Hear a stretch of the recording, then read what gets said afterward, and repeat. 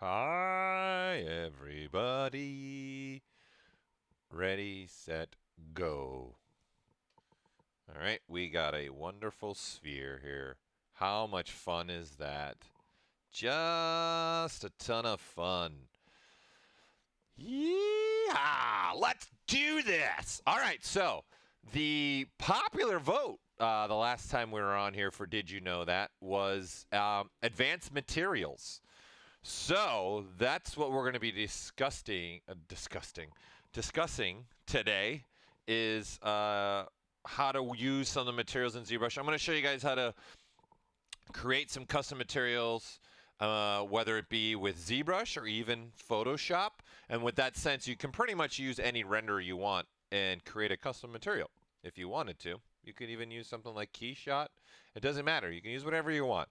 All right, so I want to show that, and then I want to show how you can create a quad shader and what you can do, and how I like to break down what a quad shader is to me when I'm working with it.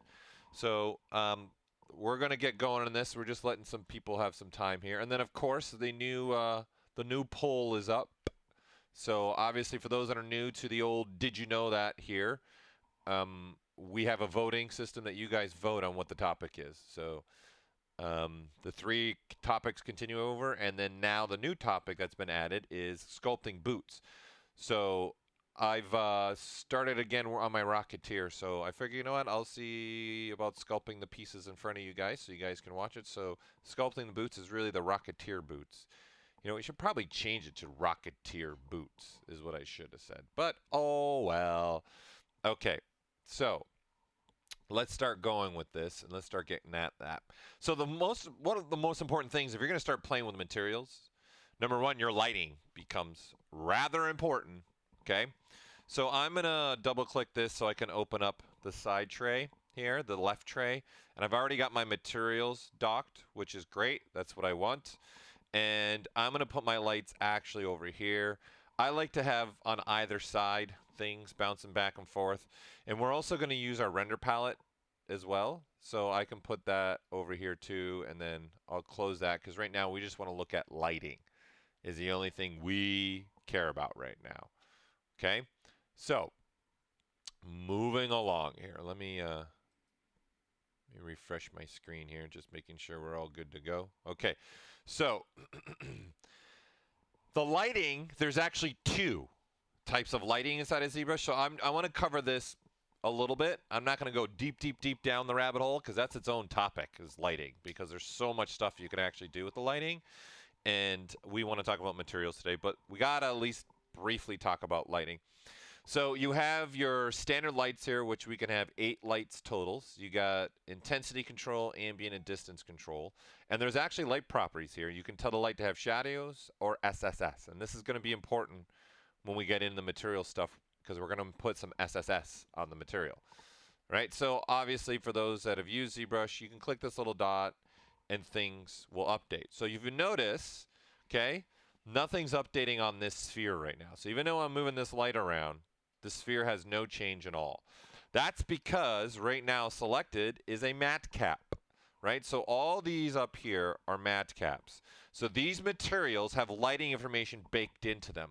So even though they're nice, right, you can't play with the lighting really because it means nothing. You got to switch to a standard material and then you have the lighting. So in most cases, for me, when I'm rendering inside of ZBrush, right, I am using standard materials because I want to have very specific type of lighting, which that brings your character to life and your scene to life.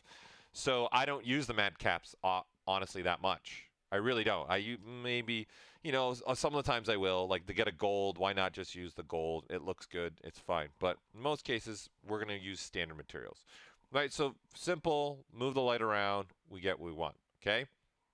So we can also make a new light, obviously, by tapping. That selects this light, and then clicking turns it on. And then again, we can move it where we want, right? Let's put a little color in this one, though. So we got, ooh, yeah, a little color.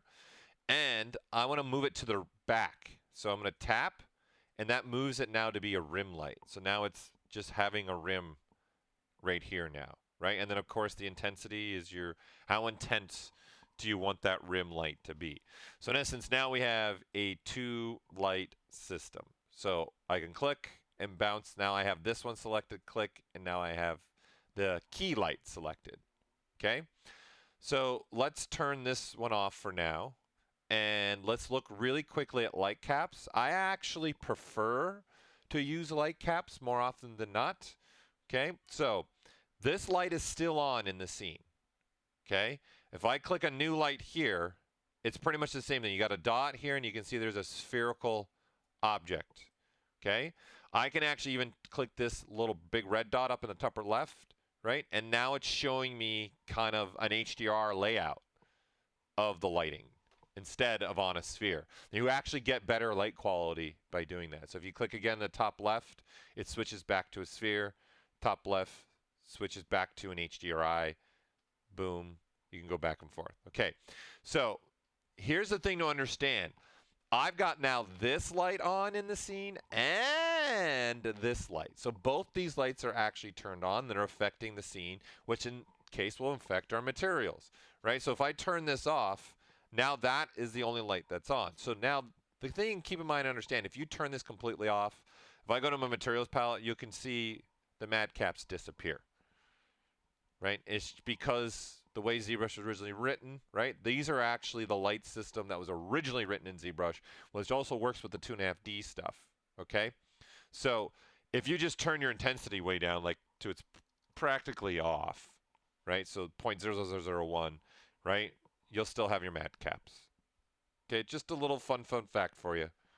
Okay, it's not necessary if we're not using the MatCaps, but just so you know. So in essence, I've pretty much turned this light off, right? And the only light that's on is this light, right? So as I move this around, I've got a strength, right? Pretty self-explanatory. I've got, do I want this to cast shadows? And 100% of the shadow, 50% of the shadow. Okay, this is why now the next part is why I like to use light caps. I've got an aperture control, which I do not have up here, right? So I can say how wide that light can be, which is nice. And I can even control the fall off, and I can make it be very harsh lighting, right? Or make it more of a soft light. Now, what's also very cool is you have the capability to turn this into a gobo light, which is important for lighting. Specifically, when I'm doing something hard surface, I might want to say grab an alpha and make it be a squared light. So now you see we have an actual squared light. And then I can tile this and say maybe this is something I'm in a showroom and it's a 4x2 light. So now you can see you got a 4x2 light. So often people ask me, well, why is there 2 sets of squares there, right? That's also what's nice about the light cap system is right now we're looking at the diffuse. There's also specularity. So that's got different parameters and different controls, right? Because the spec is going to work differently with the surface than the diffuse channel. So in essence, it's 2 channels. So what's nice about this is I can tell the light to not affect the specularity if I want. So that's what this opacity is. So I can say 0, and you can see the specularity goes away. So now the only thing this is affecting is the diffuse channel, in essence, right? So I have the capability to control both of these individually, right? Because then I can do the same thing here. I can knock down the opacity on the diffuse, but then specularity still. So if I want to just throw a specularity light and then make it really strong, right, this is all I have to do. And then I'm going to say make the full off tight, and then there you go. And now the only thing that's you seeing here is actually the spec, right? And then as I move this, it's the specularity that's being moved, right? I can push it to the side. And now this one light, in essence, is pretty much only affecting specularity. So this is another reason why I do like to use the light caps, right? Because I can have kind of a little more control to what I'm doing here. And then you can do things like this. You have your aperture control and things like that. So that's cool. And then, of course, you got your color. And then you have a blend mode, right? So I can say blue, and then I can even blend it how I want, right? So that's also cool. But what you can also do, right, is in here in the background, we can actually load an HDRI image. Okay? So, good night. Gillette, you're leaving? Good morning in Australia. Okay, so this right here, I can actually load a texture. So for example, I could load this, and now I've got a scene that I can put this in, right? So this is just a JPEG of an HDRI, but it is an HDRI image, right? So you can load the actual .HDRI image into this. And then I can play with my longitude and latitude here, okay? If I don't want, so you notice how as I'm rotating the model, navigation-wise, the HDRI is. If I turn this off, then it's not doing that. And see, now I can place the model, scale it, and rotate it, and the HDRI image stays. So I can use the floor grid to kind of line this up a little bit. Maybe that's the perspective angle I want, right? And then hit render. And then now I have a shadow that's casting based upon the lighting that I've done right now. Okay? So you can change your longitude and latitude. So if we want to load something else, I can say import. And I'm going to go to our program files, Pixel Logic. Here, I'll show you here. Okay. Okay. 4R8. Then I'm going to go to Z Textures. And right here, there's panoramas. So here, let's take a look if anybody's outside my house. Really bad joke, but just enjoy. Hey, there's my house. Yeah, I wish. Right, so I've just loaded another one, and then I can play. There's our little pool. Clearly not. This is, I think, somewhere in France, because Thomas made this. So it's probably obviously a major house. So you can do all of this, right? But then what you can tell ZBrush to do, okay, is tell it to use this HDRI, okay, as actual lighting information. So this big MatCaps button right here, I click it, and what ZBrush does is sends 8 lights to it, okay, and shows that lighting updating now. And now I have the lighting of this world already being put on the model. Hold on, I'm just reading the question. Yes, it's a JPEG image because I didn't load a JPEG image. But what I'm saying is you can actually load an HDRI image into this, and you would get better lighting than even what I have right here. Right, and then this is going to go into, if you notice, I can do something like this over into materials now. See this environment reflection? I can bump this up, and you can see it's just reflecting the environment now. Right, and it's taking that image, right, in there, and using it as lighting, and also using it as your reflectivity. Hold on, I'm just reading the question. Can you please explain to me what is the difference between making 3DS and character for games versus movies? So really the difference between making a character asset for 3D games and movies, it's pretty much the same inside of ZBrush. They really use all the same features. They use all the same techniques. It's when you're now you're going to get out of ZBrush into the pipeline and get into a gaming engine, that's a different type of workflow than getting into a renderer like a V-Ray or a RenderMan or a Maxwell or Arnold, whatever you want to use, 3D Delight. Okay, so the topology is going to be different, the number of meshes you can do, the amount of polygons, the number of maps, the size of the maps you can use, the multiple UDIMs. Look, there's all that. So as far as sculpting in ZBrush world, there's no difference for the most part. You're doing the whole same thing relatively, okay? All the same. It's when you're kind of done with your sculpting is where the workflow changes. Does that help answer the question, Takavash? If I pronounce that incorrect, I'll probably do it again. Sorry about that. Okay? No, you cannot name the lights, Scott, in MatCaps, but it is a good wish list. Absolutely. I would love to be able to name the MatCaps too. Okay, so everybody, what's happening here, okay, is these sample slider right here. If you notice when I scroll over it, you've got says 0, 1 light, 1, 2 lights, 2, 4, so forth and so on. So you can see the number 3 says create 8 lights. And what it's happening is it's creating 8 atmospheric lights. So these are actually bounce lights. So if you notice, they're not casting any shadows. So if I click on any of these, there's no shadows being cast, right? And I can still move them around and play with this. But then these lights up here, right, are casting shadows. And again, here, if I click on this little red dot, you can see what's happening. So that is, in essence, the HDRI image. And you can see there's even some blur to it happening. So it's not fully coming into focus in this point. So I click that top left.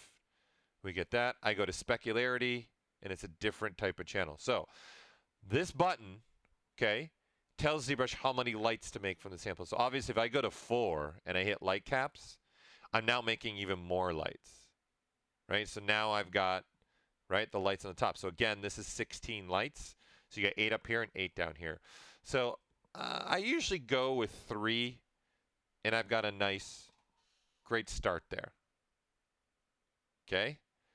So this is just some basics of just some lighting. So again, I prefer light cast just because there's so much more control to it. Okay? And I can even create a texture from the lighting. I can create an environment from the lighting, right? So now this is actually an environment. I've swapped out the environment from the lighting, and now that is my environment that's behind it now, right? So I took this lighting information, hence why you have the capability to look at it this way, because then this is what's now being applied up here in the background. Okay, so you can do a whole bunch more stuff with it, and there's way more things that you're able to do with it. So it just opens up a lot more capability per se. Okay, so let's restart this, and let's keep this a little simple. So let's load a new project. And again, this is when I actually do use projects. Okay, the projects are going to save everything. So it saves your scene, what you see here inside of ZBrush, and it's going to save all your lighting information, your environment information, all your materials that have been assigned to any part of your meshes, and all the parameter changes, all this stuff. So when I'm dealing with rendering, I like to use projects, hands down. Okay? Yes, there is a way to make it look cartoony, Stephen, and I'll show you that. Actually, I'll show you that right now. So I'm just going to load a new project because I've been messing around with all these lightings and all these settings. So in essence, I'm going to restart the whole scene by just loading a new project. And now I'm back to nothing, right? I'm back to the standard, nothing going on, right? And this image can now be turned into material. And we'll get to this here. Actually, let's export this. So we've got it. Let's put it on our desktop. Okay. And we'll just export this. We'll make it a TIFF. And hit save. All right, there. We got that image. So, since you brought it up, let's quickly go through that. The question was asked.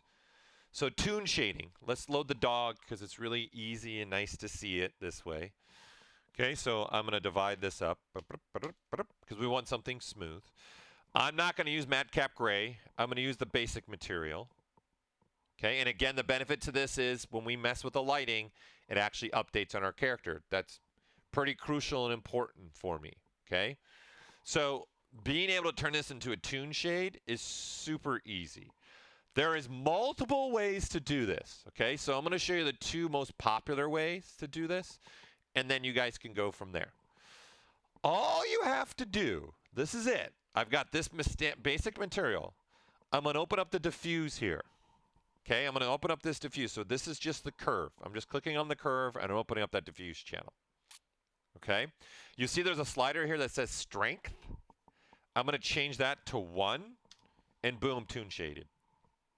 That's it. That's all you have to do. And then even if I pick a color, now you can see he's got this toon look to them. But it doesn't stop there. I can say, well, is this Johnny Quest? You got to run like this, Johnny Quest. I love Johnny Quest. It's such a good show. Okay, so the steps right here is saying how many steps do you want. So maybe I want 3 steps. So now you see you're getting, in essence, 3 shades of that red color that's being applied to the model, right? So you don't have to stop there. We have something like specularity, right? So you've got a specularity coming in. There's obviously a graph for this. Let's reset it so it's pretty harsh so you guys can really see this. And do the same thing. So I'm going to say a step of 1. It becomes now more of like, in essence, almost a colored specularity. And then I can say I want that to have actually 2 steps to it. And then here's the cool thing. Down now here in the materials, all these swatches down here are pretty powerful. I can do a lot with these swatches. Okay, so I'm gonna say my spec, I don't know, let's make it green. Whee! Nothing happens. Makes no sense. Well, it makes sense, okay, because the green here is just, I'm picking a color, but then there's a slider that correlates with that. Scott, what did you miss? Oh, how did I turn on the steps? Okay, let me go back. Right here, see the strength is set to 1 now? So on both of these, right, I have strength set to 1, and my steps is right to the left of it. So that's all. I just you can go as many steps as you want. It doesn't make any sense if I'm doing a toon shade, though, right? I should limit my steps. So I like the number 3 for the diffuse. And my spec, if I'm going to do it on the spec, I usually keep it at 1 or 2 is my... So like when I did my Gundam, and I wanted to make it look more like the anime Gundam, this is how I did it and rendered it out. Okay? So whatever steps you're doing, I'm just clicking on it and then pressing 2 and hitting enter. Okay? So back to this green specularity, there's a slider then that correlates with this. So there's a colorized spec here. So if I start pushing this up, you can see the green. That's saying how much to blend with the color that's there. So now at 100, it's just saying, just give me green.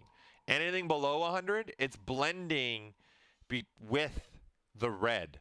So that's why now it's kind of got that yellow stain look. Okay? So now I have this toon, and this is updating as I rotate because now I'm looking more at the way this part of the surface is the way it's facing the light. I'm looking at more of the specularity. Right, so then obviously you guys can focal shift this, right, and maybe squeeze this so it's not so harsh, right? So now you're limiting the specularity. You're tightening that specularity up a little bit, right? So that's where I would want to have a focal, or I want it wider. Now there's more of the specularity. It really comes down to what you're looking for, right, with your model. So maybe I just want a little bit of spec here, and I kind of like the yellow. So what's really cool about this, and that's what this whole topic today is about, is this material stuff. So not only that, okay, I want to make it look like there's a little etching going around, almost like, you know, for a real drawing, you're going to have lines first, and then you're going to fill in the color, okay? Hold on.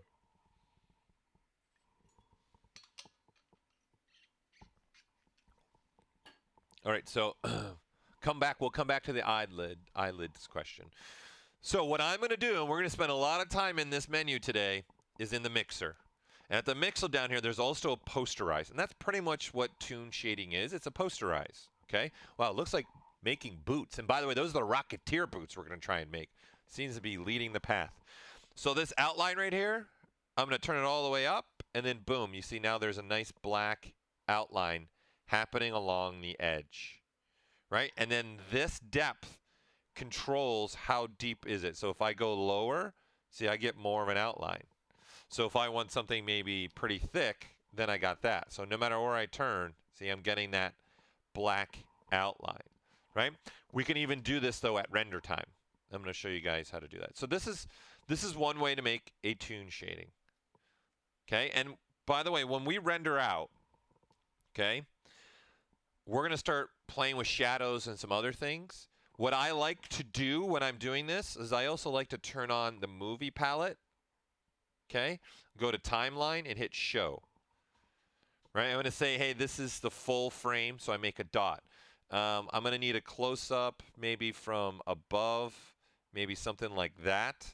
So I'll make a dot. Then maybe I want to have a below shot, maybe something like this. I'm not sure what I want to do render-wise yet, so maybe that's what I want.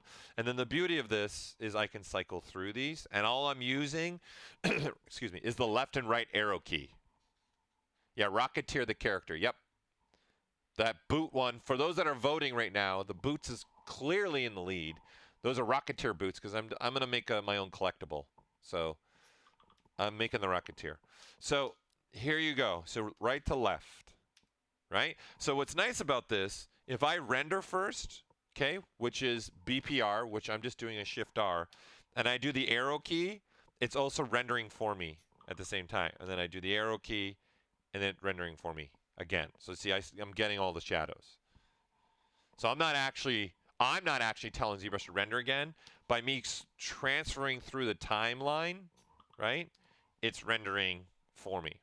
Okay, so then obviously this can be animated as well. I like to call it art in motion. Woo! Okay. So, but I like to use it just to, hey, I'm not sure in essence, what framing do I want in the render, right? So, this is one way to make a toon shade, okay? I'm going to grab a different material, and we're going to be back to this, okay? And what I want to do now, in the render menu, okay, under render properties, there's actually a 3D posterize right here. So if I start turning that up, you can see you start getting a posterize of this, right? So obviously you can turn it up and crank it up, and you can play it. Now the difference between this, we're actually evaluating the normals of the model and posterizing really based upon the physical model instead of the 2D image or material, right? So this is very different than using the material itself. And then of course you have an exponent roll off. Now it looks like camouflage, right? So you can play with this and control how you want this rolling off. So you guys can, this is obviously an easy way to do it. You just grab this slider and put what you want. So these are two of the easiest ways to posterize something in ZBrush and make it look like toon shading. There's also filters to do stuff as well. Okay? So so the question people are asking, am I doing the whole Rocketeer character? Yes. I've already got the backpack done, the helmet done, and his gun done. I'll show you those. Okay? So, but I'm just trying to make the whole thing. So, all right, does that answer the question? I forgot who asked it about toon shading. So that should take care of your question about toon shading. So you either, again, can go through your render options here or the materials. Okay? So let's start looking at doing some custom materials first, all right? And then we're going to go in and dive really deep into materials and what we want to do. So I want to show you a way, and a really simple way to make your own material inside of ZBrush. Let's close this render palette for now. All right, and let's close the lighting for now, and let's look at the tool. So what I'm going to do is I'm going to take an image from the internet. Okay? So, and we'll get into filters today too. Filters are in the render palette. They're BPR filters, just so you know, they're right here. We're going to get into that. Trust me, you're going to have some fun with that. Okay? So, I'm going to switch to a plane. Right? I want no color. Okay? And I want no shaded value. So I want, in essence, flat color. Right? So flat color is no shaded value at all. Okay? So all I'm really looking at is a flat plane. But what I'm going to do is in the texture, okay, instead of using, say, something like this, I'm going to import an image. And I grabbed off the internet a jade, image of a jade, like just a jade image like this. Okay?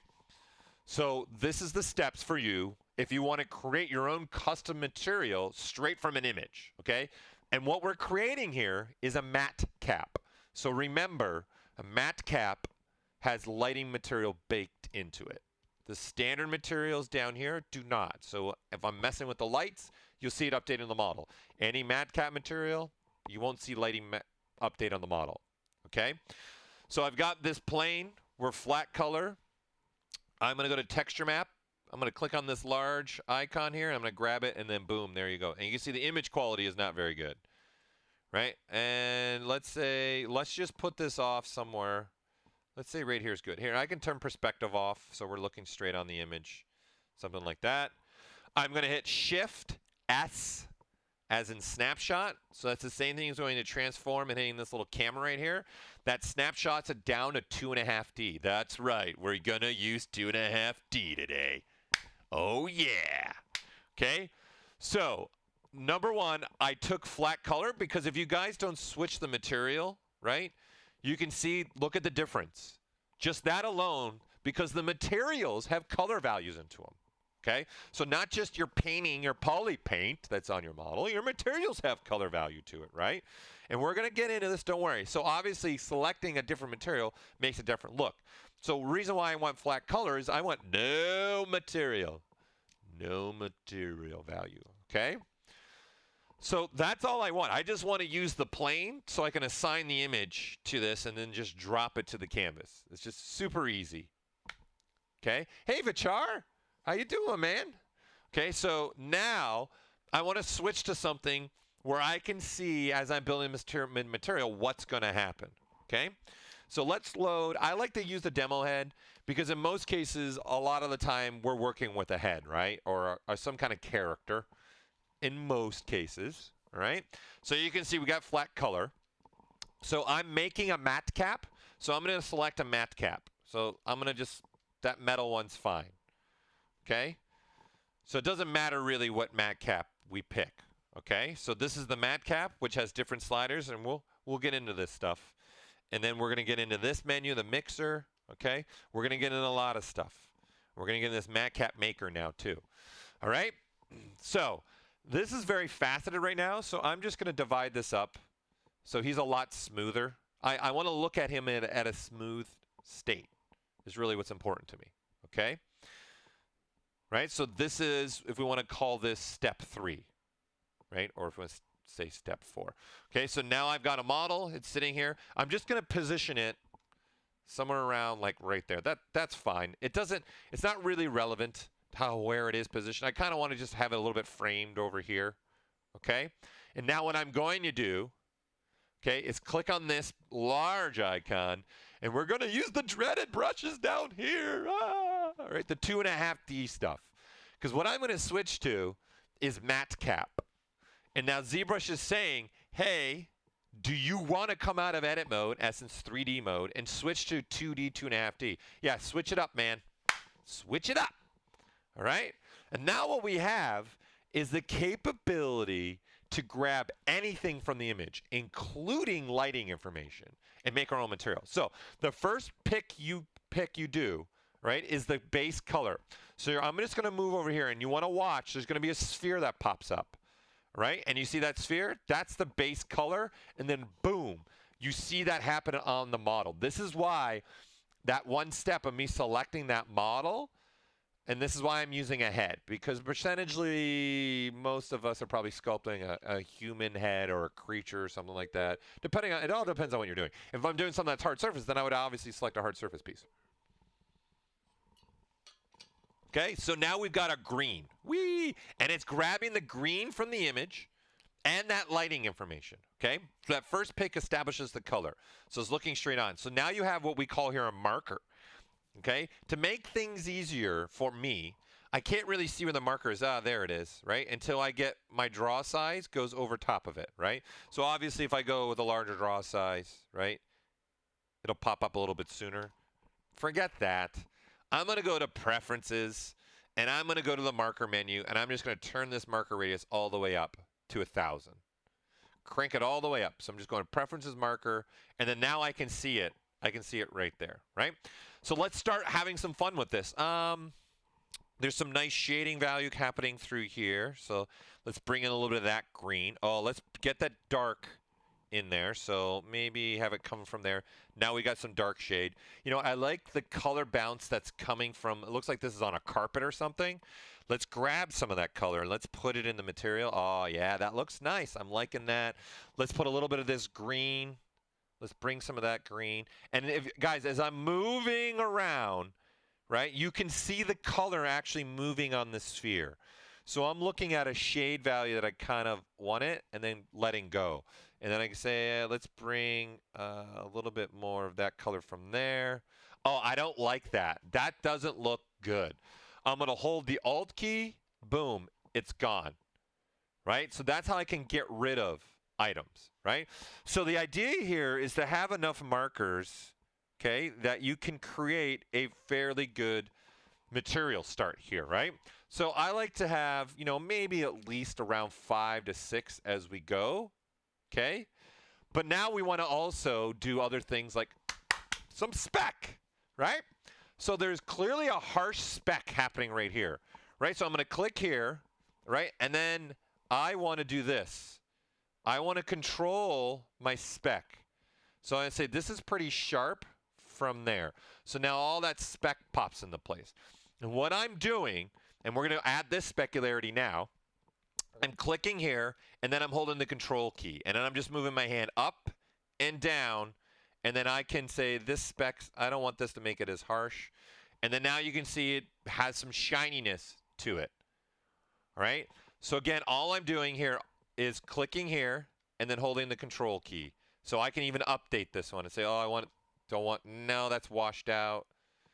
Let's do maybe that. Yeah, that looks good. So I got a strong specularity here, very sharp, harsh, and I got a softer spec happening. So you can see it from here and here, right? And then I can edit this and say, where do you want that spec to actually be? Do you want that kind of spec?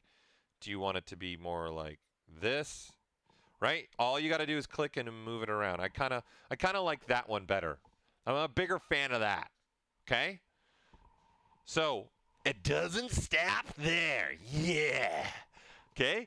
So we're dealing with a material. We're making a MatCap material. So now the MatCap maker, this is the only time this menu is available to use, is when I'm making a MatCap with the actual MatCap feature. So now I can say, well, do you want more gloss? How much gloss do you really want to have, right? So I can completely play with this and go, maybe drop the glossiness, right? And I kind of like having more gloss. I'm a bigger fan. I think 4 looked good. Let's see, 3. I kind of like that one. That looks good. All right. Then I can play with my intensities. How intense or less intense do you want to make this material? Saturation, oversaturate, desaturate a little bit. Maybe it's a little too saturated. I kind of like where we were at. Actually, maybe not. Let's try 0.9. Let's try 0.8. Yeah, I'm liking 0.8 actually pretty good. Let's try oh, actually I like 0.7. I'm liking 0.7. That's not bad at all. Okay. Then you obviously got contrast controls, right? How much contrast do you want happening in here? So how, in essence, let's try 0.8, 0.9. Let's try a contrast of 2. Ooh, that's too much. 1.2. Yeah, I like that. That's looking pretty good. Then you have a specularity control. Ooh, right? So you don't want to go too crazy. I'm going to say spec of 2, maybe a spec of 4, right? And this is all I'm doing. I'm just typing in, and I'm just looking. I kind of like it with not having that. And then there's a backlight I can even put on the material. So you can see over here, right? I can throw a backlight on it. I actually like this material with the backlight. I like the shading value that's kicking in there, right? This is a lot of fun, actually, okay? And you can start playing with this, okay? Is this the same as light caps? No. No. This has got not the same as light caps. If you're talking about the sliders, I guess you could think in that sense, but in a way, I'm baking the lighting information into a material, right? So the settings don't work exactly the same like they do in light caps, all right? Because these settings are more thinking about making a material per se, right? That's what it's thinking about, okay? So this is what I can do, all right? And now I'm making a MatCap that has one sphere, and you can see my sphere and what it looks like on the model, okay? So there is also a B capability. Okay, so that means instead of only having one sphere, it would have 2 spheres. Okay, so let's say I like this material. This one's good to go. I'm a fan of it, right? If I now want to switch and keep this material, obviously I can save this material out, right? But don't click and drag, because if you click and drag, you're grabbing a marker. It might look cool, right? So see that purple? That's coming from the document. It's grabbing the document color, right? Because I still have what on, right? Now, and this has actually got some pretty cool attributes to it. I kind of like some of that little purple that's happening. It's happening because I still have MatCap, right? So if I switch to this, right, there's my finished product, and I can rotate it and look at it. There you go. I made a custom material. So we were talking about a material that has one sphere compared to 2, right? So if you look now, this is my MatCap material, and it's got 1 sphere. If you guys switch to red wax, you see it has 2 spheres. And what's happening here is the sphere on the left is what you get when the surface is being pushed out, and the sphere on the right is what you get when you push in. That's why it has that kind of value change there, and what's controlling that is this cavity transition. So if I turn this all the way to -1, it's a more harsh transition. If I turn it up, see the transition softens. And then I can flip those transitions. So now in essence, I'm making sphere on the left be the cavity, and I'm making sphere on the right be the raised surface. Now he just looks like a sick gray something guy, right? So that's how you start to make some of your own materials. So this B option here is telling ZBrush, okay, I'm done making the left material. I now want to make a right material. Okay? So this, okay, can go wherever we want, okay? So you can pick anything, right? So if I even drop this, right? And I say, let's just switch to MatCap and switch, right? I have all these markers, right? So this is my material. Okay, if I say now B, now I want to make a B, right? Right? I can start doing this, and it's making a B. But the problem is, we still have all these, so I probably want to get rid of all these markers for the B. Right? I just want to be playing with new markers, right? What do I want to be grabbing? Right? And start messing around with this. And start going at that. Right? And say maybe this one's going to be dark, and there's not going to be any specularity. Yeah, that looks good. Let's do a little something like that, right? And then this is now playing with the B channel. So you can see now there's 2 spheres. One's really specular, the other one's not as specular, right? And then your cavity, turn on the cavity detection and tell it to start transitioning, and you can watch what you're doing. Right? So now I can start doing that. And then watch this. Here's my hue. I can change the hue if I want. So I can make this become any hue color that I want. Right? So this is now changing it to be more something like that. A dirty jade look. Okay? So anything you see here in the sliders that say A, that's dealing now with the left sphere. And anything you see B, that's dealing with the right sphere, right? So if I want to play with the depth, right, in the B sphere, I can play with that, and that'll change things. I can play with the depth in the A, right, and that'll change things. I can make monochromatic, which makes it very dull. I can add some more intensity, less intensity. It's your own world. There, happy trees. I can even play with more orientation. So this is going to move the specularity. So look at this sphere right here. See how the spec's actually moving? So I'm rotating the orientation of the spec. So even if I didn't like it where it was, I can still manipulate it. And then I can change the specularity of B as well, which there really isn't much. Right? This is just endless upon endless of fun stuff that you can do. And then I can even throw a colorize. So let's make it obvious. Let's throw a purple. And then start adding colorize, and you can see that's adding a purple along the back now. Okay, so now I don't know what I'm creating here. It's a rainbowish thing happening. So now I can click on this and go here, and now I have that. Beautiful, right? And then I can get rid of this now. So I can still say, I don't like the purple part. The only thing I can't play with now is this MatCap maker, and I can't change the spheres. The spheres are now, they're stuck. That's the way they are. That's how I made them, right? So, but I can still play with all these settings. Okay, so the question came in, hey, Paul, can we import an image? Absolutely. Okay, and so this is what I'm saying. You can use any renderer and bring in bake lighting information in a sense. So this is where I say, hey, I'm working at maybe a studio or something like that, and there's certain lighting for the characters, right, that I want. Okay, so I want to make that lighting to be the same. So let's go to pixels. Let's say 512 by 512. I want it to be a perfect square. I hit create, and this is what I got. So I'm going to use Photoshop, but you can use any rendering system. You can use Arnold, V-Ray, anything, right? So if I am in a studio and there's certain lighting that I like that's in maybe the movie, right? I can do this same thing I'm about to do with my renderer, okay? So all I'm going to do is go, all right, let's fill this with black in the background. Okay, it's not really necessary what I have filled in the background. I'm just going to make it black. Okay, then I'm going to say let's select an elliptical tool, and let's get crazy here with the colors.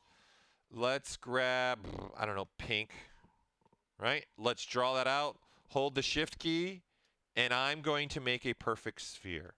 And what I'm going to do is I'm going to make sure that every part of this sphere is being clipped somewhere, right? So if you look, there's a little clip happening at all four sides. This is really important, okay? So I need to make sure, because the way the image is going to analyze, it's going to analyze from all four sides. So if I don't clip it, whatever your background color is, it's going to put that in the material. So if you guys are going to use some kind of renderer system, you want to make sure when you render out the sphere, you're clipping four sides of it. So I'm just taking a little drink break.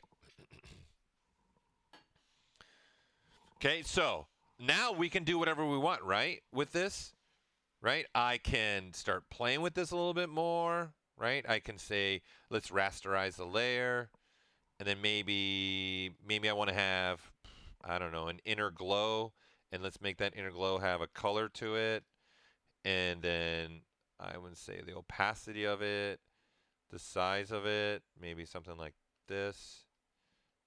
How do I want to choke that out? Let's say precision. So I'm adding now a white kind of edge border in there, right? Then we can switch to a brush, and let's stick with real crazy colors here, right? And then go to a larger brush size, something like that, and then I don't know, something like that. And then I want to switch to white, and then I'm going to put, let's say, a specular dot there, and then let's put another little one there. Okay, I don't know what I'm making. Just go with me with this right now, right? And then I don't know, an orange. Why not?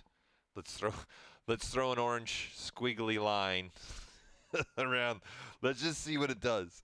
Sometimes I do this just to see the craziness that it's going to make, right? Let's grab a blue now, right? And let's up that. Let's change the flow a lot and just start putting a little blue tint right in here. There, happy little ugly material. Beautiful, beautiful.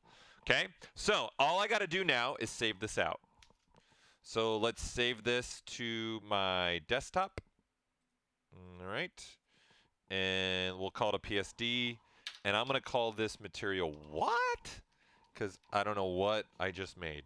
That's ugly.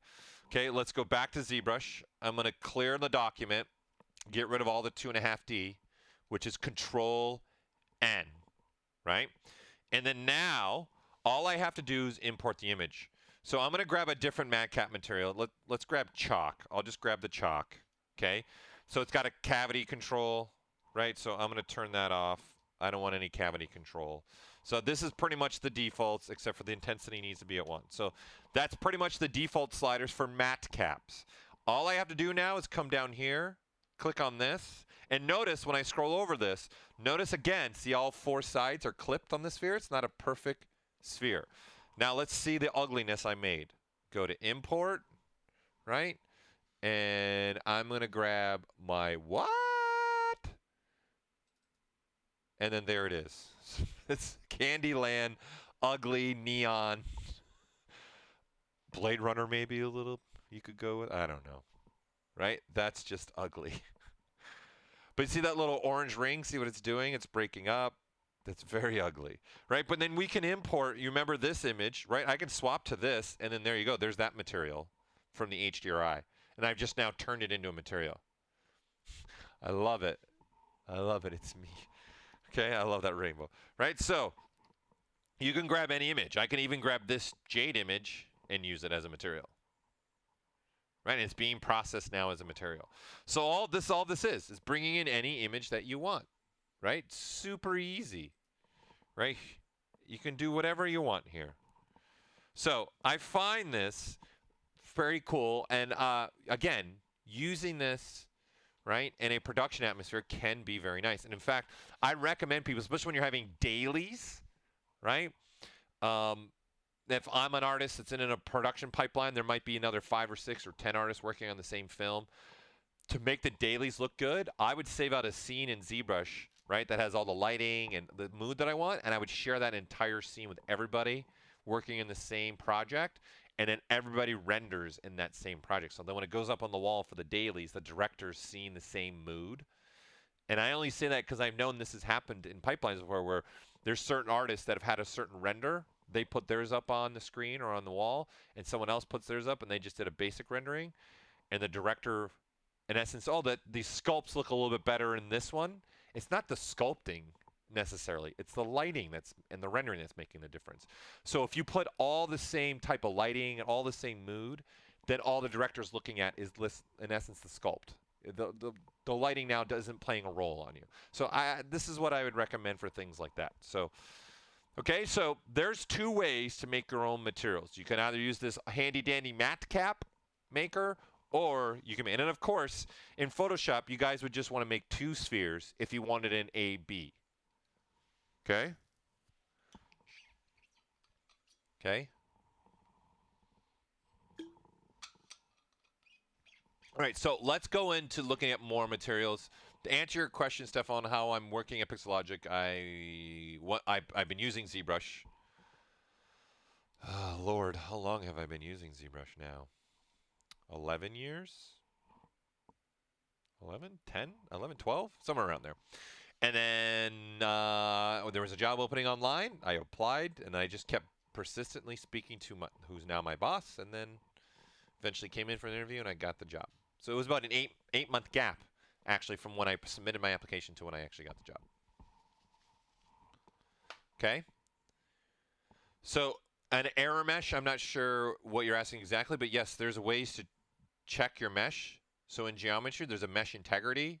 So you can click this check mesh, and then you could fix the mesh. So if that's what you're asking about, checking the mesh, you can do that. All right. So let's move on to, let's go back again to a fresh project. So I'm going to start all over, get rid of everything that we have. Bye-bye. But the materials stay. Okay. But what changes now is my whole scene, all my lighting's back to the default, and all my rendering's back to the default. Okay.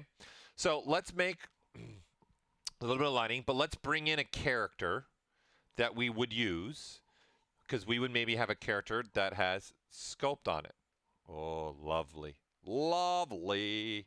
Right? So this guy. This is what I want to play with, is this guy right here. Okay? So I want to start messing around with him and seeing what we're doing. So let's make sure, number one, in our mixer, we don't have any posterize on. Okay? Our modifiers, right?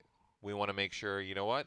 Let's assign this material to everything. So I'm going to use the plugin SubTool Master, and this is a great way for me to just assign a quick material.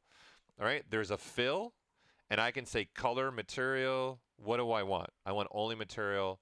I say okay, and it's going to go through now and apply that material to every single character, every single subtool, right? So I can also just turn them off, and then I'm looking at this. But I want the shaded value, right? So this goes back. We're going to start playing with just the normal lights here. Okay, let's just start basic here. So as I start again moving the light, nothing's happening to the character because the material I chose to fill him with is a MatCap. So again, I would prefer to fill him with one of these materials. So here, this basic material, if you remember we were toon shading this, right? So I'm going to reset this, right? And then I'm going to reset the specularity, and then we'll make it a little bit tighter, right? And then making sure that's all kind of good where we want it. Go back to Z plugs, fill it, and now let's fill it with this material. And then there we go. There. So now I have this happening. Okay? So I want to start playing a little bit more with this scene. Okay? I don't want to use any light caps, right? I don't need any of those. I don't want any background image. I just want to be straight just with a light. That's all I want is this light here. Okay? And then we have colorized specularity turned on right now, so let's turn that off. So we just get white speck. We'll move this beam back to black. And we want no environment. So let's just get this to a basic, simple material. Say something like that, right? And then again, no outline on this material. Right, so I'm just resetting things back to where we were. Okay, so this is what we have now. So it's just very simple character. So let's look at a close-up. You ready for the close-up, Mr. DeVille? Right, so we'll make a dot for the close-up. Maybe I'm going to want one that's further along. Okay, and maybe from another angle. Let's see, maybe coming from that angle. So now I've got different scenes in essence. Okay, so let's first establish some lighting. Right, so this is my key light. I'm going to say I want it to be kind of from the top, shining down this way. The default's good enough for now. I'm going to make a second light. I'm going to make this one be kind of like a blue tint to it. That looks pretty good. And I want it to be maybe over here. And instead of it looking like this, I want it to be a rim light. So I'm going to tap on that orange circle, and now it's a rim light. So it's only, you know, giving me certain along the rim. So right, so I can play with my intensity, and you guys can see that a little bit better. Right, so I, in essence, only have two lights in the scene. So creating a new project, you can just open a project. I usually start, when I'm starting a new project, I can just load one of the default projects when I'm creating a new project, Scott. But obviously your projects are in the file menu. So you do an open, save as. When you do an open, it's going to load what the previous project had saved. Okay? Lark Arts, you were asking if that was a normal map. No, that wasn't a normal map. But there is a normal map material inside of ZBrush, right here. Okay, but let's start now playing with some rendering here. Okay, so because it again, the lighting and what I'm doing with rendering is all going to play a part in what I'm going to do with my materials. So here we go. We've got this. Notice the shadows, right? How dark they are. Notice how they could even be getting clipped, right? Because right now what's happening is the floor grid is allowing shadows to be shown, right? So if I have the floor grid on and I render, see your shadows look fine. However, if you had a model that's even larger, see this grid size here? If I make this a lot smaller, let's make it smaller, and then let's re-render. And I'm doing Shift R to render. It's the same thing as clicking this button right here, right? And then you can see now the shadow's being clipped. It's being clipped, okay, because the grid's not big enough now. So I'm going to put it back to 3. And for this guy, that's a big enough grid. Now, are these really the shadows I want? Okay? Because all this stuff plays a role when we start now getting into custom material making. So I like to start at least with getting a basic kind of feel to my shadows that I'm looking for. So for me, these are too harsh. I don't like how harsh these are. So let's take a look at what we can do with the shadows. Right? So in the render menu, under render properties, I am telling right now ZBrush to only give me shadows, nothing else, right? Besides the render of the character with the lights, okay? And there's also an anti-alias being applied. That's being applied because this spix, which is your quality of your renderer, is set to 3, okay?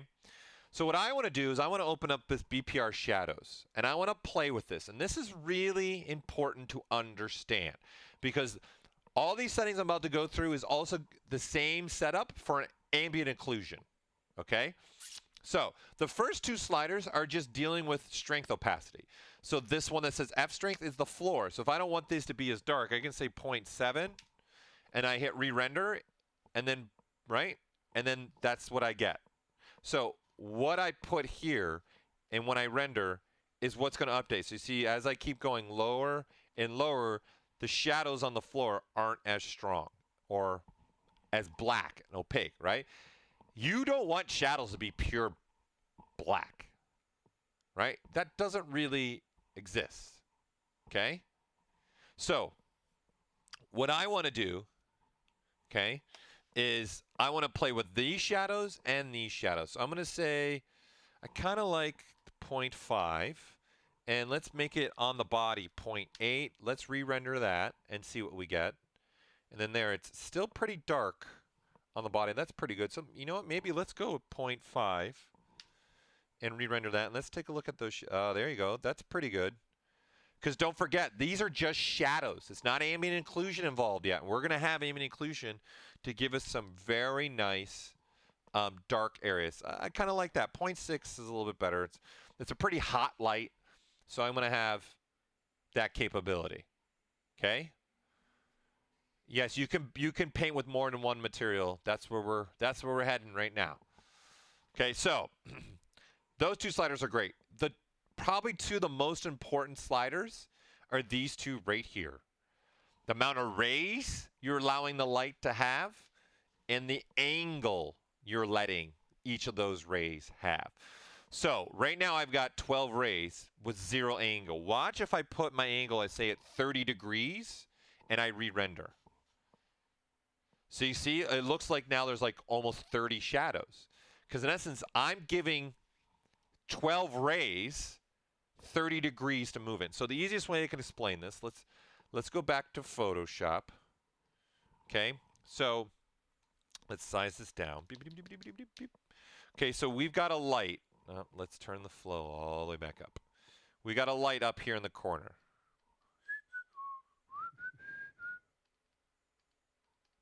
Okay, there's a light up here in the corner. Okay, that light, right, is casting a ray out. Okay, in ZBrush, I'm telling it to cast out 12 of these green lines. Right, so then that's what I'm doing. So what we had originally, so let me go backwards, is I was saying 12 rays, but it has to stay right here. They all 12 need to sit right here. Right? So what I would rather tell ZBrush to do, forget this, let's erase this ray. I want to tell ZBrush, cast 12, but have an angle of what we can work with. So let me switch back to brush in here, and I want an angle in here, and I want it to be 30 degrees. So now, when I go back to this green, and I have 12 rays, right? I got 12 rays that I actually can spread out 30 degrees. So then obviously that's opened up, in essence, the penumbra of the light a little bit for only the shadows purposes. Okay, so this, I've opened up that, okay, which I'm giving 12 rays. So this is why you're getting, like, it looks like a bunch of shadows. So with that said, let's say, do I want harsh shadows? So then I would have the angle down, and technically I could probably have rays at 1, and I would get really harsh shadows. Okay? So in essence, there's a relationship here. No angle, little rays, harsh. Okay? Harsh shadows. So let's say I want some soft shadows. So I'm going to up my angle to 50, right? And let's just start with that 12 where we were and hit render. So I've got now a 50-degree angle, and I'm telling it 12 rays. Right? So you can see it looks like there's a lot of lights in the scene, but it's really one light casting shadows right now. So what I'm going to do is say, instead of 12, how about 70 rays? And then re-render. Now, the more rays you add, the longer the render is going to take. Right? So there. So you can see that shadows now getting more blurred a little bit. Okay? So at this large angle, if I start cranking up my rays, let's double this, go to 140, right? And then now render, Shift R. Okay, and you can see the rendering is now going to take twice as long in essence because I just doubled my rays. Okay, but it's still not that long. There, it's done. So you can see I'm getting now very nice soft shadows. And mind you, that's going to happen on the character as well. So it's very noticeable on the floor because of how much those shadows, how long they are on the floor compared to the character. There's not such a big shadow. So this is giving me very soft shadows. Now, what if I want a mixture? So we now know how to make a harsh, harsh, harsh shadow. We now know how to make some very soft shadows. It's about playing with the rays and angles and putting them up. Now, what if I want a harsh shadow that has some soft edging? So what I'm going to do is turn down my rays. Here, let's go maybe 50 rays. And let's turn our angle to maybe something more like 10. And then let's render that out and see what we get. So this is now going to give me shadows that you can see it's kind of solid in the middle part, and then they slowly bleed off, and then you got softer in here. So of course, if I keep dropping this angle, let's go half, let's go to 5, this is going to get more solid of a shadow, and it's going to be a lighter blur, see, along that edge. And of course, if we keep going down on this angle, we're just going to keep making a more and more harsh shadow.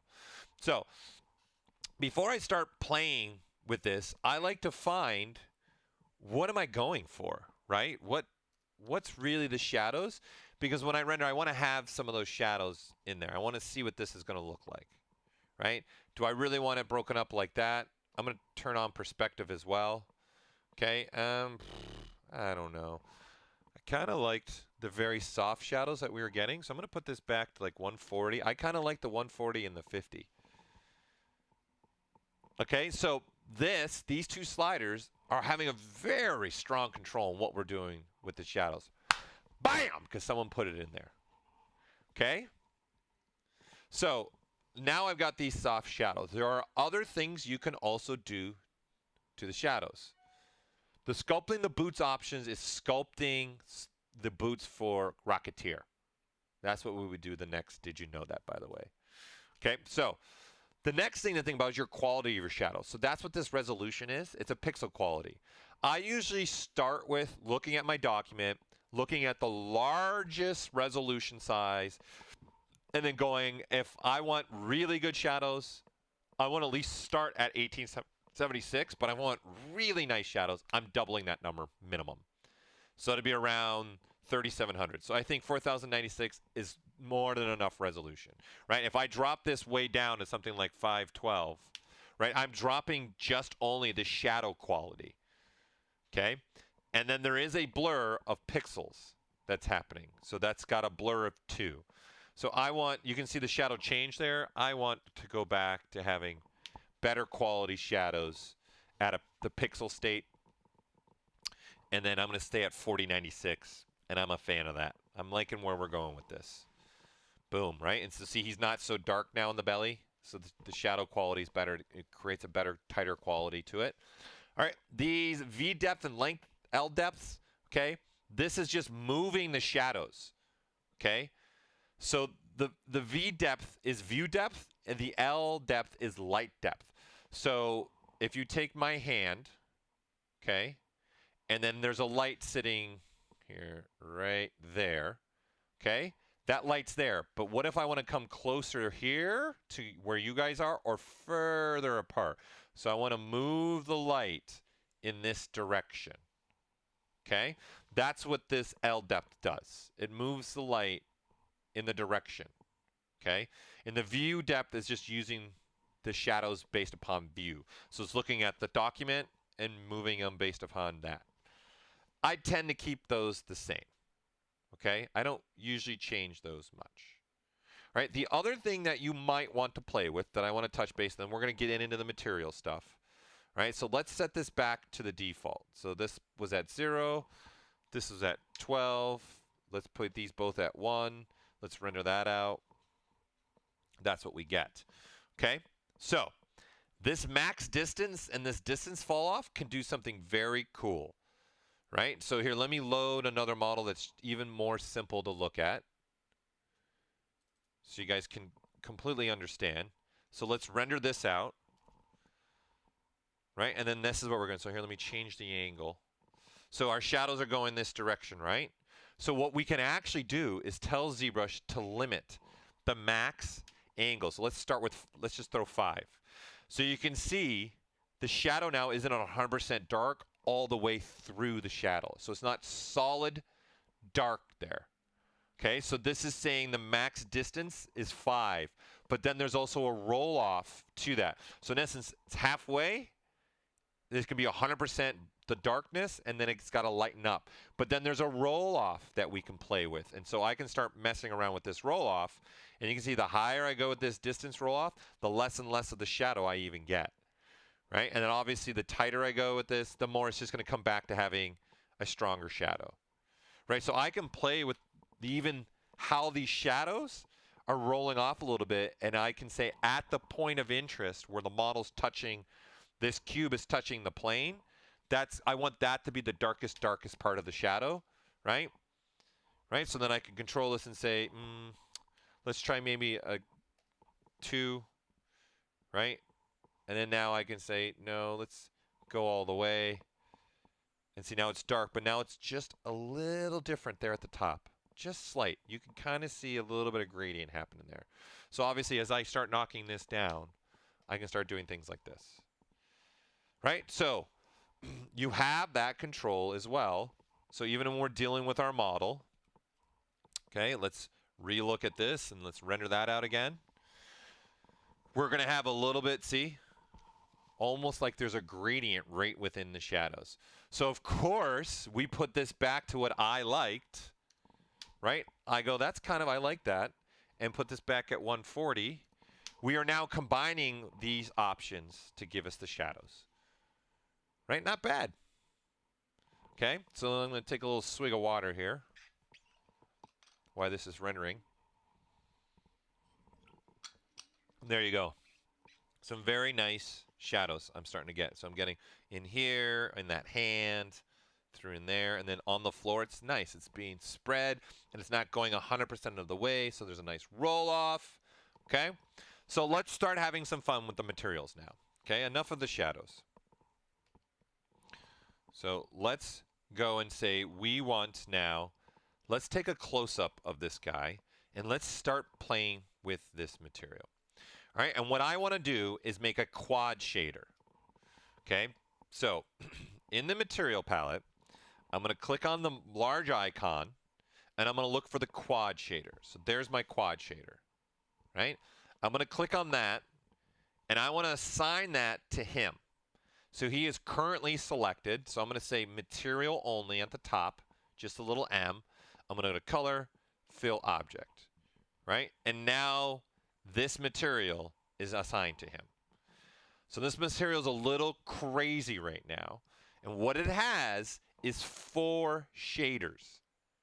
So that's why it's called a quad shader. There's 4 shaders. So also think about this, especially in the world of my old school Maya, Mental Ray. They had a material that was, in essence, a layered material. So that's, in essence, what this is. I'm going to be able to lay now 4 materials on top of themselves. And I'm going to tell them how to blend and what them to do. Right? So I can turn off these other shaders right now and only look at this one. This is the only one I want to look at. Right? So this is now only looking at one of the shaders without any kind of overlapping and blending happening. Okay? Well, I like to think about this as kind of almost using the materials as like a render passes. Okay? So I'm going to use S1 as like a diffuse pass. I'm going to use S2 to bring in some just tone, some red tone, maybe some blue and green tone. I'm going to use S3 as my specularity pass, and I'm going to use S4 as my subsurface scattering pass. Okay? And I know how much we love Earthquake. This is to Mr. Joseph Dress. He loves Earthquake. But I'm also using Earthquake, so if you guys want to rewatch this, you can have the same effect, because I'm just using everything that's default to ZBrush right now. I'm not grabbing any special characters. Okay, so let's play with this a little bit. I'm going to say no specularity. Okay, let's look at what my diffuse is doing. Let's reset that, right? And maybe give it some more diffuse, maybe some more ambient.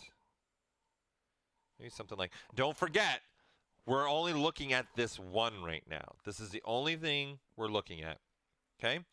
And I'd say that's probably enough for this one shader, okay? So shader 2 has got the same stuff, right? So you can see the specularity is turned up, diffuse. So in essence, you're layering now shader 1, and then you're bringing shader 2 and laying it on top of it. So it's like doubling it up, okay? So I want this to have some control to this, and I want a different shader. I don't want all these sliders. I want different sliders, okay? Okay, so my rig is a pretty good rig. I have a dual processor, 2.2. They're 10 cores each, so I got 20 cores, 40 threads, and I got 64 gigs of RAM. Which, believe it or not, this computer that I'm using, we built it from scratch, and it's not that expensive, really. You could build an amazing computer now for like $2,500 to $3,000. It's a lot of money, but if my living is computers and this, that's an important thing. It's like the analogy, if I'm a truck driver that's driving across the country, I'd probably want to have a pretty good truck that's reliable and nice. So I'll spend a little bit extra money. Same thing.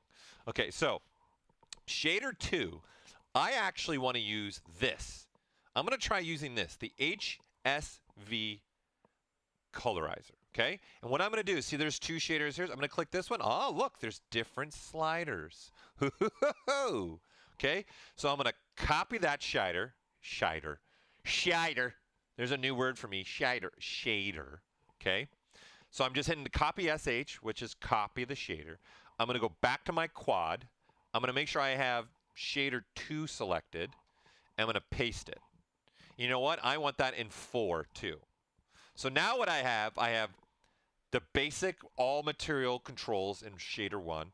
I got HSV, which stands for hue, saturation, okay, and value. And then I got again this, and then again this. Okay, so let's start playing with this, all right? So in shader 2, it's turned on. So let's add an additive color. So maybe let's add a red. And let's add a blend color, okay, in a red. So I'm using now a light red to blend, and a very bright red to add. So I'm going to turn up my color add, right? So and say this is in essence my strength. I want to say add colorize to the base and some shaded value, and you can see what we start to get. And I can even add some saturation, and now he is on fire. Fire! Right? He doesn't look so good. He's on hot. Hot guy. Hot tamale. Hot. Okay, I'm going very extreme so you guys can see. And see, I can play with the blend. So that's this color is the blend. The additive is this bright red, right? So if I change here, if I change additive here, let's use a blue instead. Now he's sick. He's purple, right? Or if I change to a green, right? And then I change this to a blue. Or let's go a yellow, right? So see, in here's the additive right there. See, that's the blend color. This is the additive color. So I'm just using kind of, I want a very nice light red tone.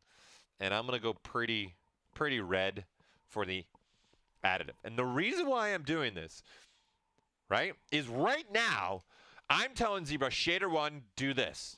Shader 2, do this. And then just blend them and just, bam, put them on top of each other. So it's like, it's pounding in all that information. So I want to mix this. So think about this. How do I want these? And you got to do this. You got to do this if you want to mix. You got to mix them up, Okay? So that's where this menu, the mixer, comes into place. And this tells ZBrush how do you want this one shader, which is shader 2, to mix with shader 1. In what way do you want this to mix? Okay? So I can simply say a Fresnel, and then it pushes the red now to the sides. So now only that red's happening, right, where the normals aren't facing the camera. Okay? So that is nice. Or I can go Fresnel negative 100, and then it's the opposite, right? So now none of the edging here is getting that red, right? Only that craziness, right? So I can do this and this. Now, I'm going to put this back to 0. Because what's nice about this is we have blend modes. Yes! So I'm going to say occlusion. Interesting. But I'm going to say black. And then now that's what I get. Right?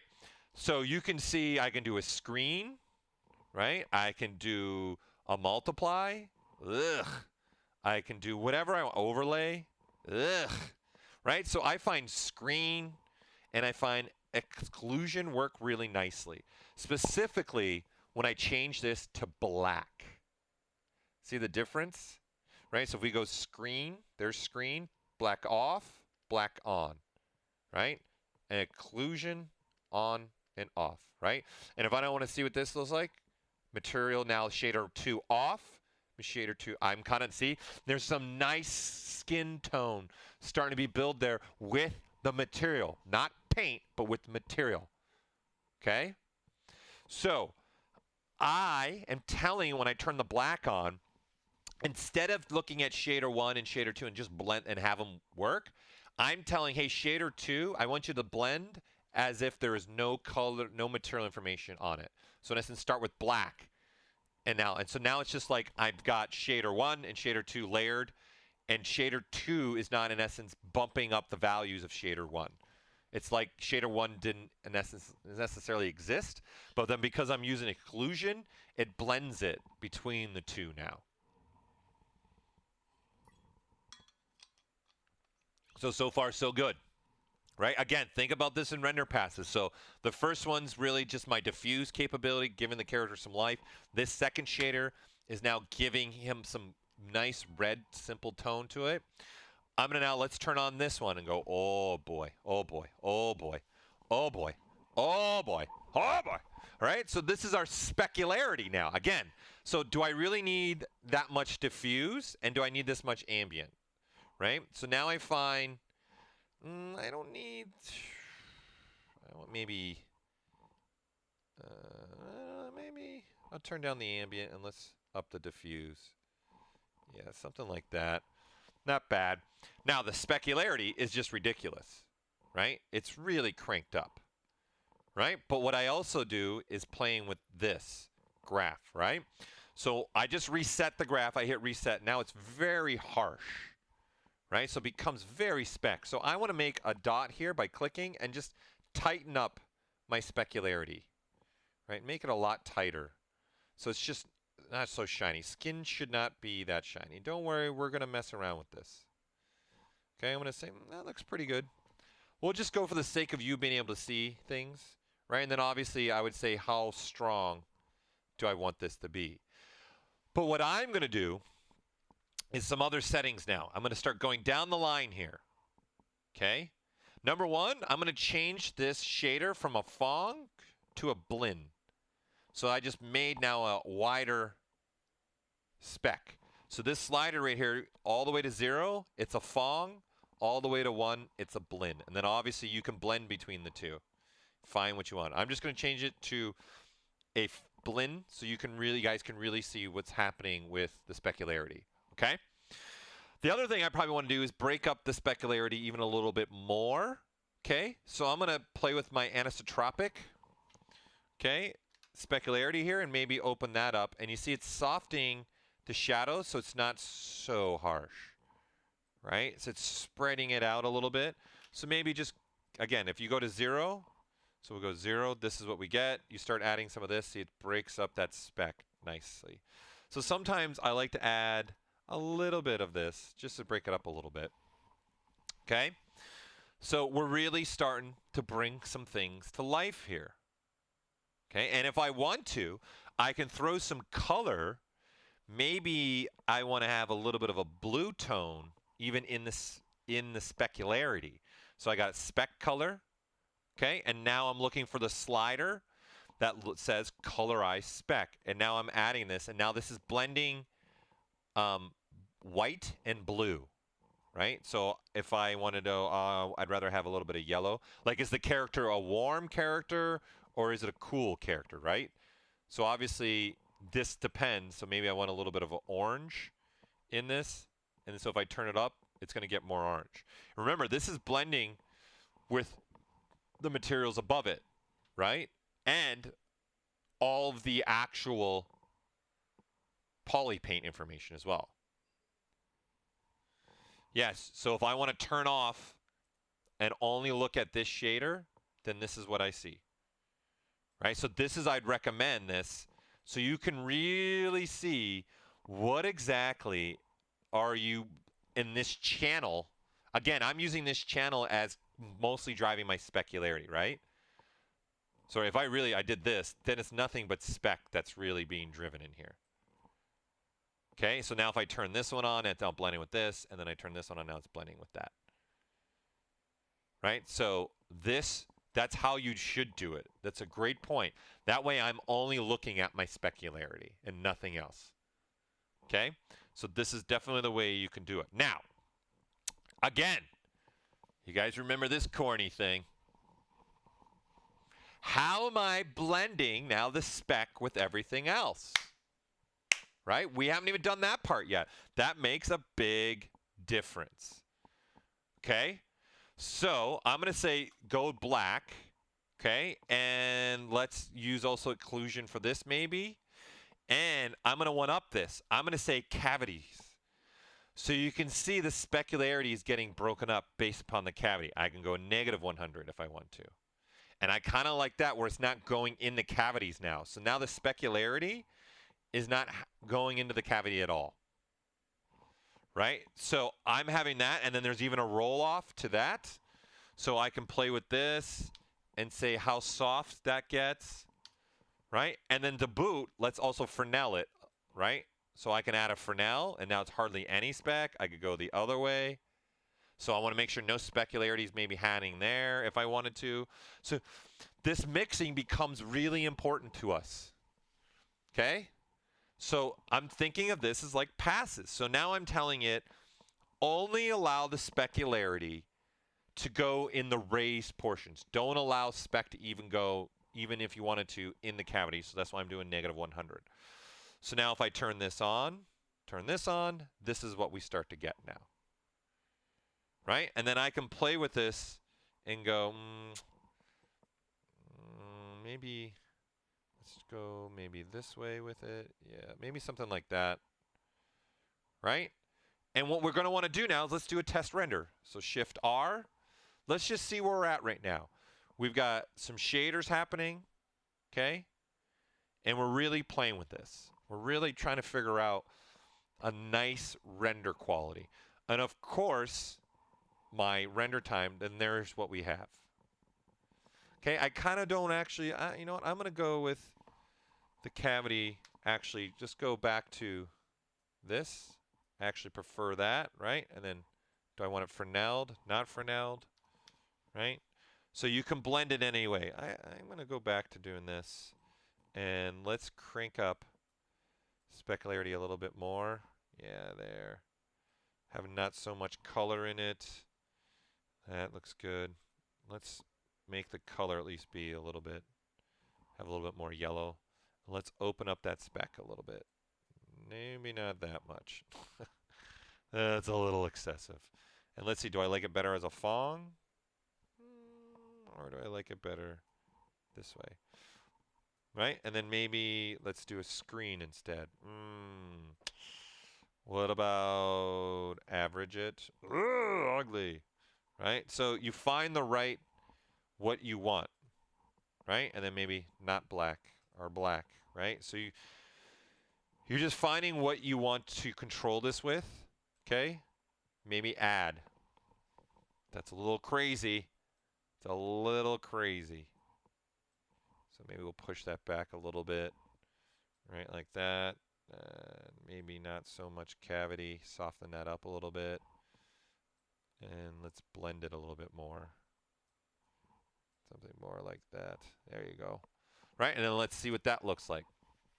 So I'm rendering this out now, because at render time, there's an anti-aliasing that's coming into effect. Okay? Someone's saying there's too much blue in the spec. They don't like that. I mean, too much blue in there, right?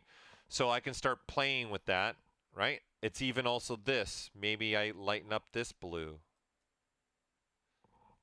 a little bit in there, right? So I now, again, I'm looking at this, right, is my specularity. That's a little bit of that red. And then this is shader 1. So let's go to this one. Let's turn this guy on. And let's do the same thing. Let's do an adaptive, and let's do a blend. Let's crank this all the way up. Let's really crank up some intensity here. Let's do color blend and some shading in here. Ooh, yes. That is very red. Let's go 0.3. Let's start with these being at 0.3, right? And then let's turn this down, and let's turn that down. Okay, let's add some saturation. Let's add a little bit of saturation. So just blend these a little bit, right? So this is getting a little crazy. That's fine. I'm just trying to find a nice red tone between the blend and the additive. There we go. You know what? Let's make the blend have some purple. So let's put some blue in that blend. Let's go pretty bluish. Yeah, let's do something like that. So now I'm blending blue and I'm adding red. And what I'm going to do is tell ZBrush I want that to be SSS. Okay? So now, when I render this out, okay, I'm not going to see really any difference from the previous render that we did. Because even though I have an SSS on in the material mixer, I'm not telling ZBrush to also apply SSS capability. All right, so when I go in up to my rendering, all right, and I go into my render passes, right, you can see there's my shadows, pretty nice. There's the floor, there's a mask on the model, there's the shaded, and there's the depth. So there's no ambient occlusion yet, and there's no SSS. So I need to tell ZBrush two things. Number one, in the render properties, I got to tell it I want to render an SSS. Okay? And number two, I need to turn a light on to actually be an SSS. So right now, the main key light is casting our shadows, and this light's not casting shadows, and since it's the rim light, I'm going to make that the SSS. Right? So that is my actual light. So now we want to render this out. And you'll see along the top here, it's saying shadows, SSS, shadows, SSS, shadows, SSS.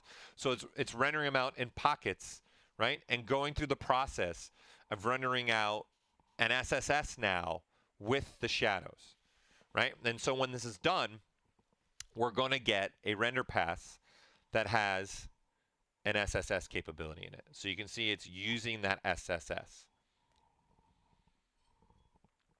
So of course, okay, there are SSS controls, right? So let's at least make the quality of the SSS the same as that. I don't want to, maybe let's try blurring it less. Okay, and I'm going to say 360 degrees. For giggles, let's do that. Right? Boom. See how much brighter that got? That's a little too much going on now. So let's now start chopping down the degrees, because I don't want that SSS to go around the entire model. Right? So I want to start playing with this. And you can even make the SS go across multiple subtools if you want to. So it's, again, finding, see the correlation why I started with shadows? It's finding the right mixture here And so that's why at least I like to at least start with some kind of shadows. Wow, the boots are really taking off, huh? The boots are just killing it. For the next topic, for the next, oh, that poor Gizmo guy. He's only got 4 votes. Okay, so again, the boots thing is we're going to be doing the Rocketeer boots. So I'm starting to now get a little bit more life to my scene, doing a little bit more, right? And keep in mind, right now, what materials do I have everything else on, right? So right now it's all, there's no difference, right? So for number 1, I would probably, the eyeballs, the first thing I'd probably do is say it needs to be toy plastic, right? And then I would say color, fill object, right? And then that is very, very different, right?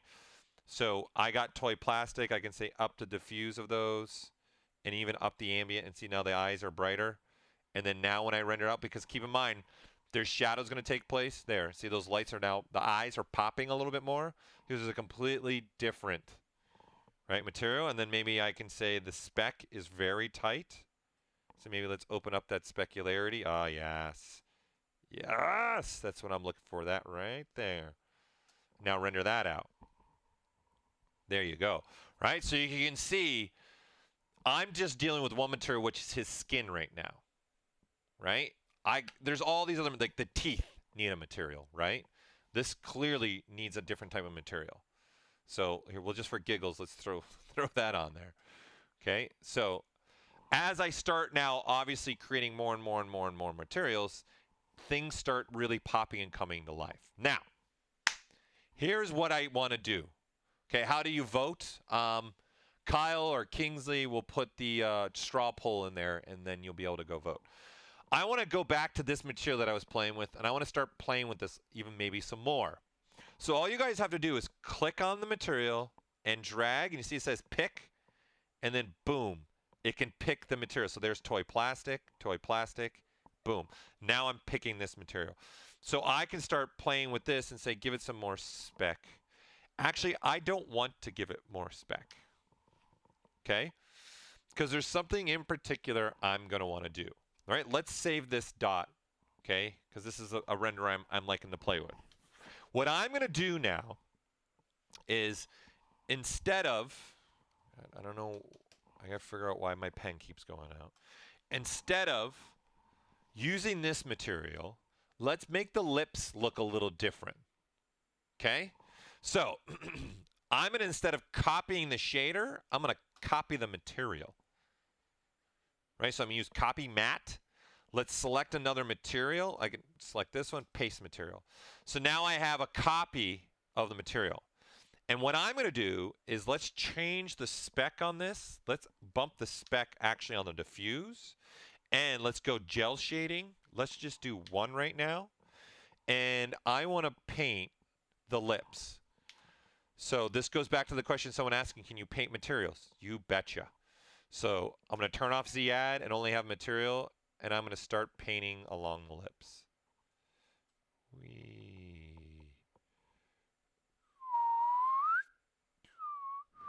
Right? And now this is painting the same type of materials, but with one distinct difference. In the diffuse channel, I'm telling to actually have some specularity. Right? And then I'm saying how much spec this should have. And there's gel shading. So I can even go here and start playing with this specularity, right? And you can see you get a little bit of difference there, right? But I've got this, so I can change this to 2, and wow, it's crazy lips. 3, right? So it's giving, I just want to give a little bit of a shine to the lips that's a little bit different than the rest of the model. And now, because I saved, right, the dots up here, well, I saved it on the wrong track. Okay? I can bounce between any of these spots. So I didn't save it when I was in camera mode, so that's on me. All right, so now I'm in camera. Whoops. Let's say that angle there. Okay? So those lips now have a different type of shine to them. So I can render this out and see what this looks like. Right? So in essence, I copied the material, right? And then I'm selling it to, bump it the spec some more and actually have some gel shading. So the lips have a little bit more shine to them. Right? And then I can say, what if I set the gel shade to be a little bit different? So select this material, right? And I'm going to say gel shading of 2, and now he's got really bright lips. And then that's what that looks like. That's over the top. That's a little aggressive. Okay? So what you're seeing here, and I'm doing this on purpose, you see how this isn't looking nice and clean here? It's because this material has some very different, stronger parameters happening to it. Okay? So what I'm going to do is tell ZBrush, hey, I want you to blend those. Okay? So in our render properties, there's a material blend radius. So let's start with something like 10. And then I'm going to hit BPR. And now watch the edging the lips going into the skin, how it's going to change. Right? So see, it's blending off now. A lot different. So I can say, you know what? I want more of a blend. Let's get crazy and let's do something like 20, and then let's re-render that. So now it's going to re-render and re-blend. So this is what we have now. Let's see how much that changes what we're doing here. So we'll let that go. Let that render out. And then again, the more blending radius I'm adding, the longer the render will take. Let's see what this looks like. And rendering, this is all rendering is trial error, trial error. I like that one better. That's looking good. You know what I also want to do in the diffuse here, okay? I want to actually add some red to the ambient. So I'm going to get some red lips to that ambient. So I have ambient red, and I'm going to say colorize ambient.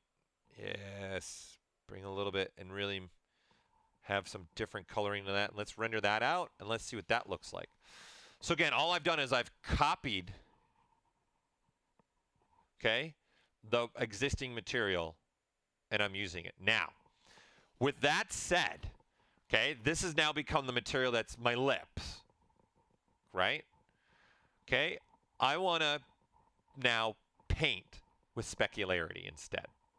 Okay, so let that render out. And then there you go. Ah, yes. I like that. So we're getting some separation in there now. A little bit of difference between the two. Okay? So let's go back to the original quad shader. Let's copy that.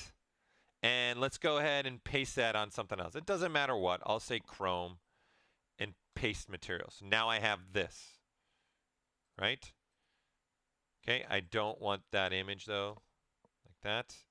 Right? So I have all of this. I'm going to go here to the specularity, and I'm going to crank this way up. And I'm even going to open up the spec a little bit. This is now going to allow me, I'm using this material. I have material on. Let's go with a little bit bigger draw size. I can now paint any specularity. So if I say, this guy, I want the chest here to have some more specularity in it. I want the belly. Yeah, get crazy with it. Maybe here in the arm. And then maybe here in the part of the face, right? And then now I crank this down, make it a little bit tighter, right? Crank it down a little bit more. And now I've got a very different spec happening, right, in different locations. So let's look at what this does, right? So our material blend radius, see that line right there? That's going to end up getting blended really well.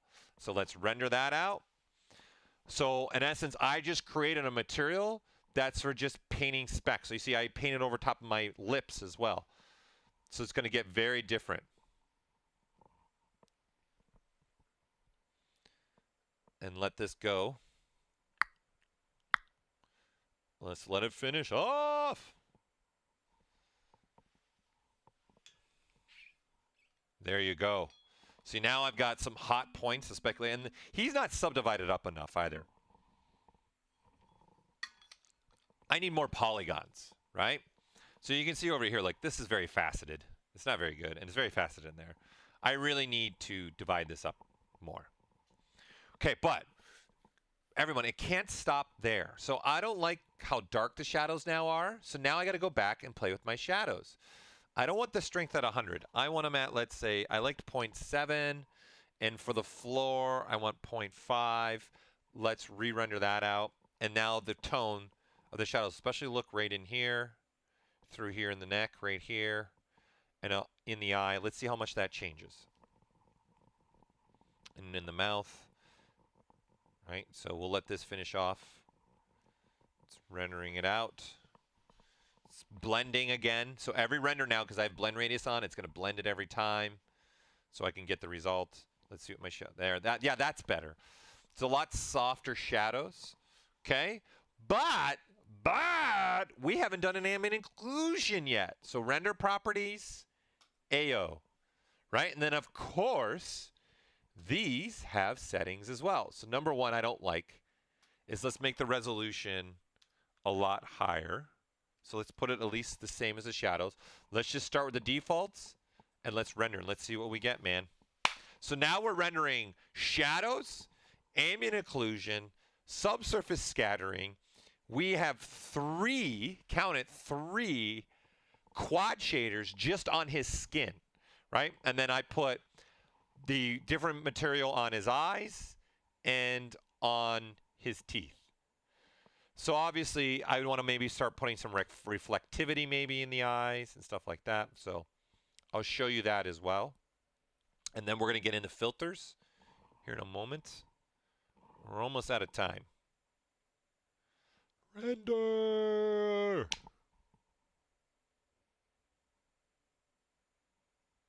There you go. See, that makes it all very, very, very different now. So now I got to find the right ambient occlusion to this, right? So I look at my render passes, right? There's my AO. So I now need to start finding the right setting because that's completely changed the look, right? And then so all the same stuff comes into play here. You've got a quality control, and for the sake of time, I'm going to turn off the blend radius just so we can render fast. And guys, when you're experimenting, yeah, you know what it's going to look like. I would also recommend turning the S-Pix down to 0, so it's just quicker rendering. Because now I got to start finding, right, the right setting for my ambient occlusion that I really want. That's not enough rays. And then maybe not 360, maybe 180. Let's see what that does.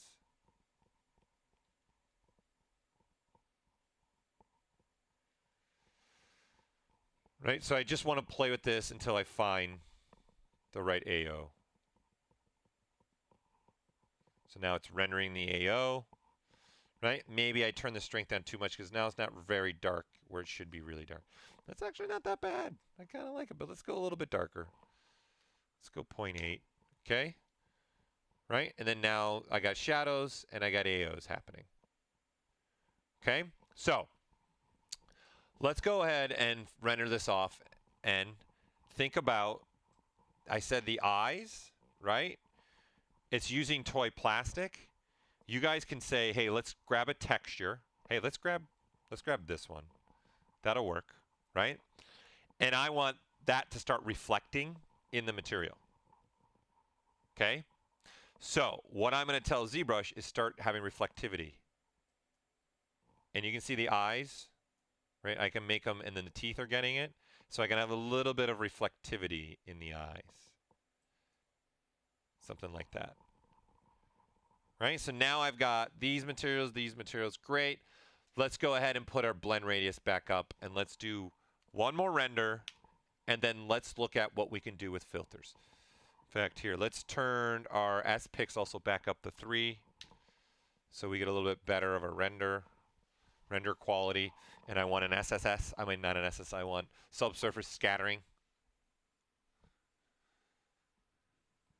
Right, so we're just playing with this render, right? And now looking at this, I think I've got too much red in there. So I need to go play with my SSS in this blend red color. There's just too much. I need to dial that back a lot. There's just too much going on now.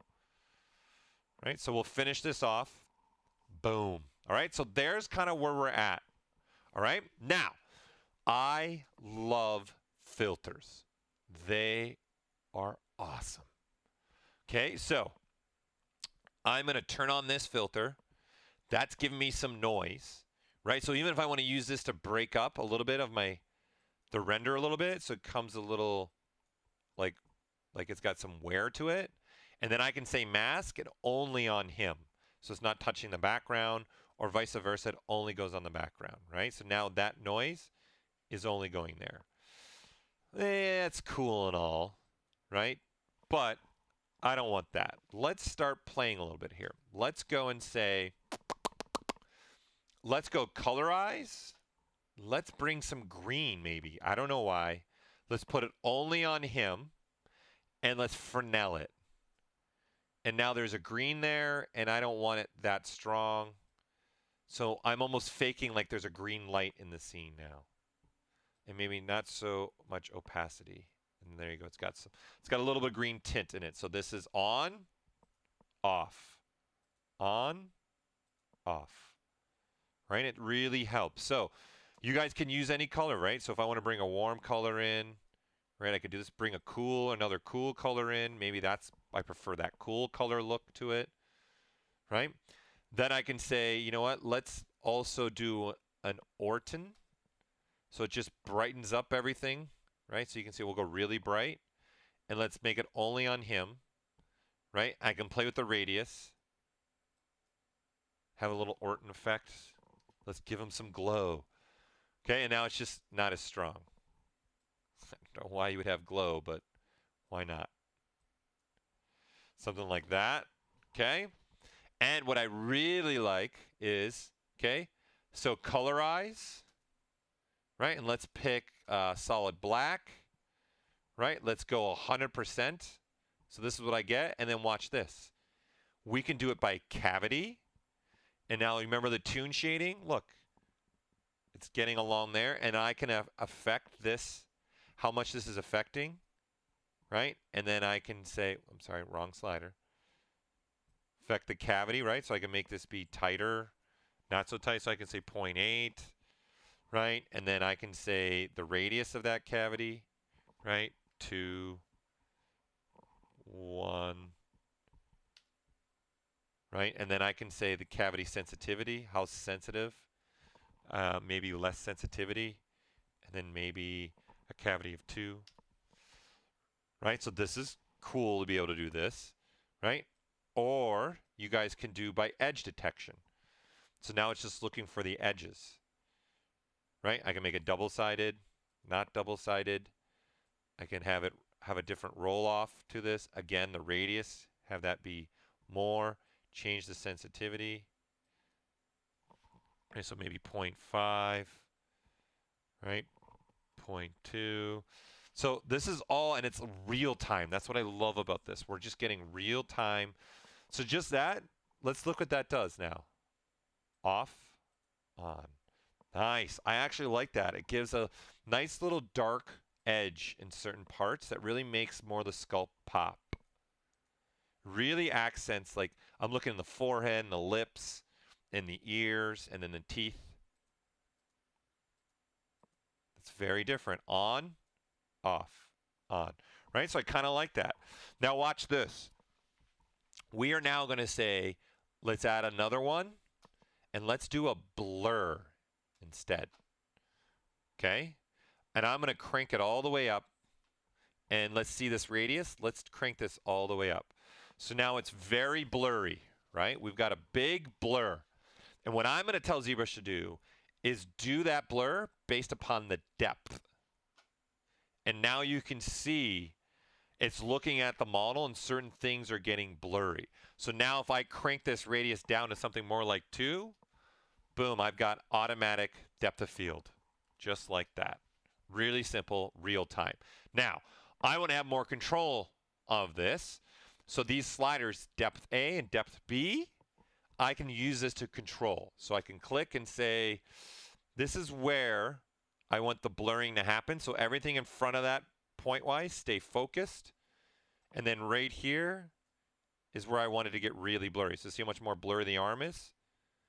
Right? And I can say, let's go more like that. And see, now that's blurred.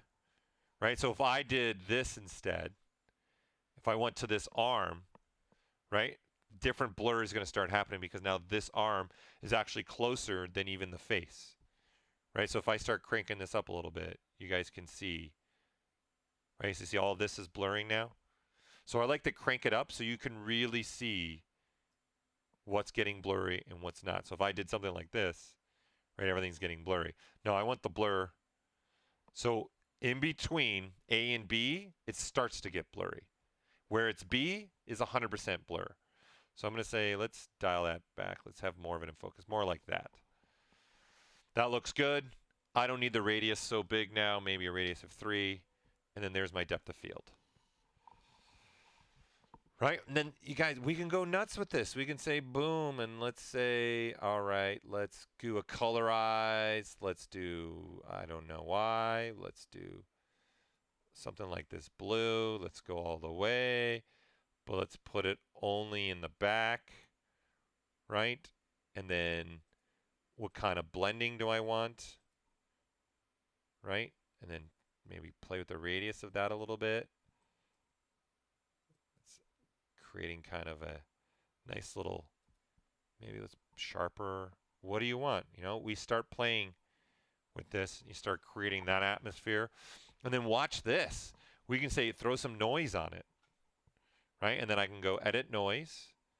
And I'm going to scale this up and start playing with this stuff too.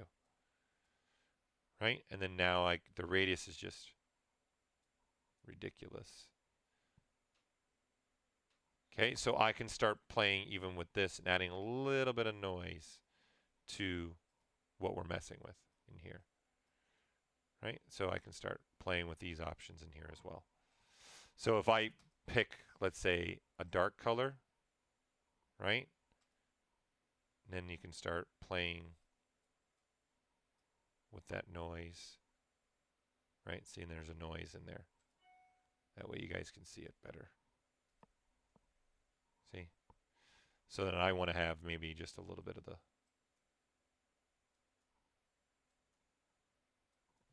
maybe just,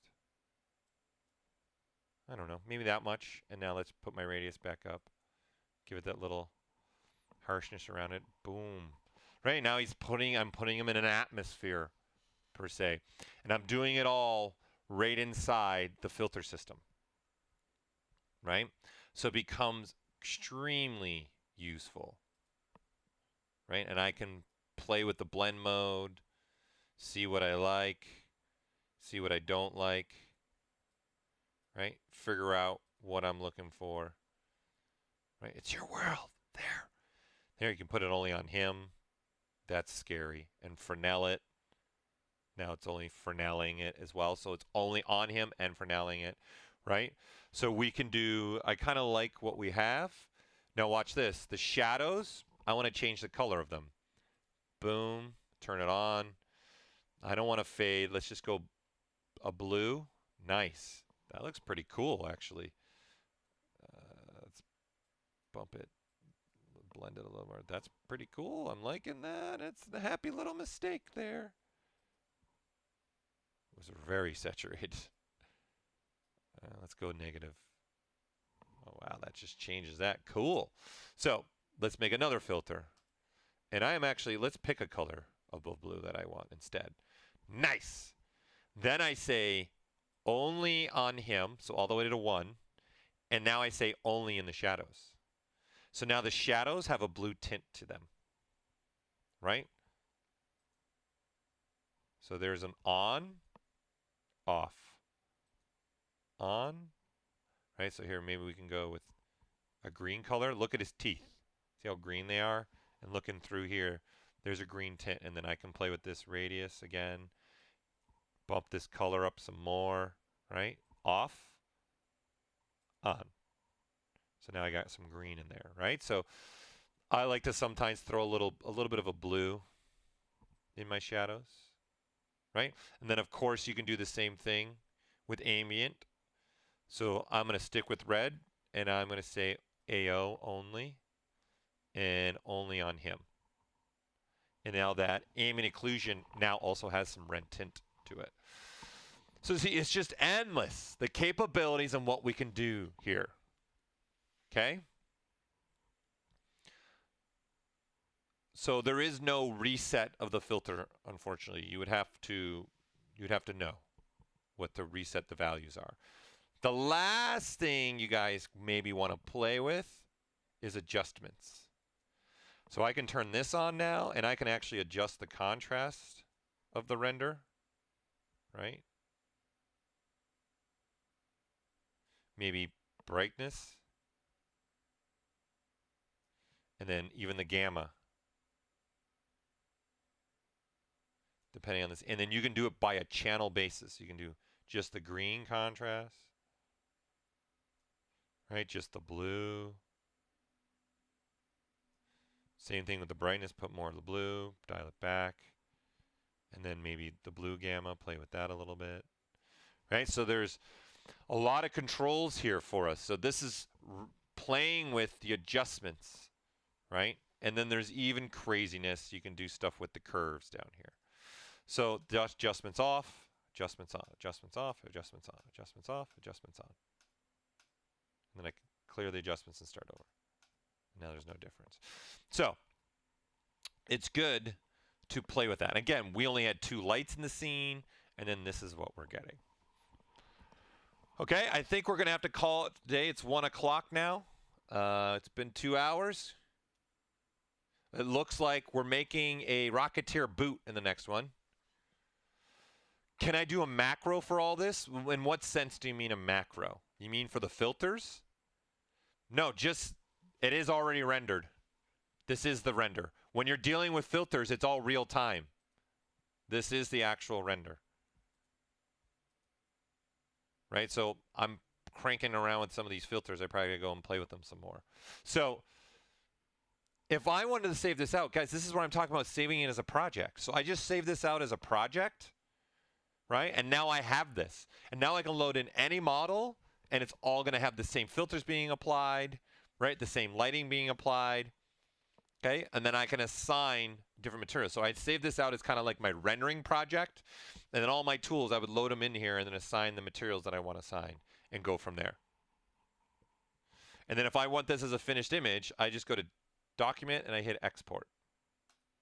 And then I call it whatever I want.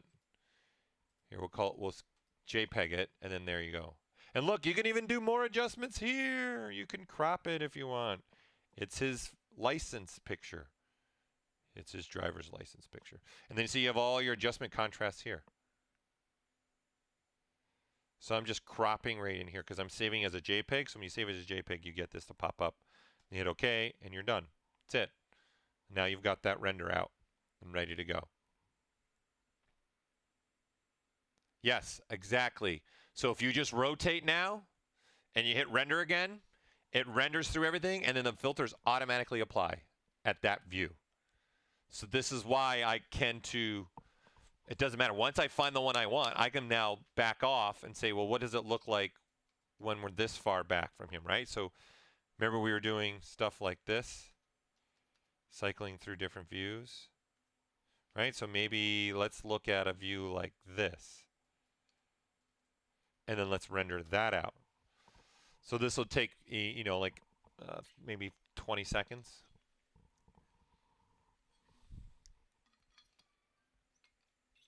So this is going to go through the render process. It's going to do the AO again, the shadows again, the SSS again. It's going to do the material blending radiuses that we've set. And then when we get the final render, it's going to apply all the filters again. And then you'll see what we get once that's done. Again, you guys, we got to go through now and also put better materials on like the clothing and all that, right? We've only really been playing with the skin material. So you see his legs are blurred because that's the depth field. See, that hand's blurred, but that one's not. And then that's what I get. Right? So that's pretty powerful. Okay? And what you can do. What's the tech question you have, the Phoebe? Throw it in there. None of this can go to Keyshot except for the materials. Only the materials can go. So because we're rendering in ZBrush, we're using our renderer. Okay, so when you send a Keyshot external render, turn on this groups by materials, and then all the materials that are assigned to this guy get sent to Keyshot, and you'll have those materials in Keyshot. but then that's the renderer key shot. Nothing else goes over because now you're dealing with key shots rendering. That's the only thing. The model, the paint, and the materials. That's the only thing go over. But all this other stuff with the lighting and all the filtering, none of that's going to go into key shot because they don't have filters in key shots like that. So, right? So, but I would turn on this groups by materials so you make sure the materials that you're using get sent over. Okay? So, good question. Okay, the Phoebe. What was your technical question? Yes, you have to turn on the bridge every time. Yes. Yes, you have to come in here and turn it on every time. So I would just assign a hotkey to it. Okay, we can't have that on by default, guys, because not everybody owns KeyShot. So if they hit render, they're going to get an error saying, hey, you need the bridge, and blah, blah, and then they won't be able to use what I've been doing all day with you is BPR. So we can't have this on by default. It's not an option. It's got to be off by default, right? Because you might have KeyShot, but there's several people that don't. So I would assign that to a shortcut. And what I would recommend doing, anything you guys want to have on, off, and on, off, and all that, just make a macro. And then have a hotkey to the macro, and then it'll do all of it for you.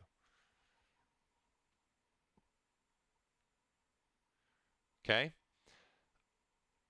Cool. What was the question? I still haven't seen your question, the Phoebe. As I'm scrolling through looking for other questions that came through.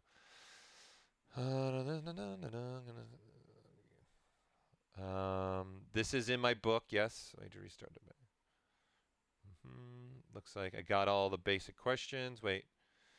Oh, and you want to, I know someone asked, hey, how can I send this to, so you want to bake out this material? You can actually do that. But you're going to have to use a plugin to do it. Druss wrote a plugin to do just that. So you're going to want to go to Pixelogic, okay? Get help, download center, okay? And then you're going to want to go to ZBrush plugins, and down at the bottom, employee plugins. If it's here, here you go, MatCap Baker. You're going to want to download this. And this will give you the capability to bake the materials into an actual texture then that you can bring into your rendering engine. Okay, so I would use that. You can use that. That's how you could bake out the materials.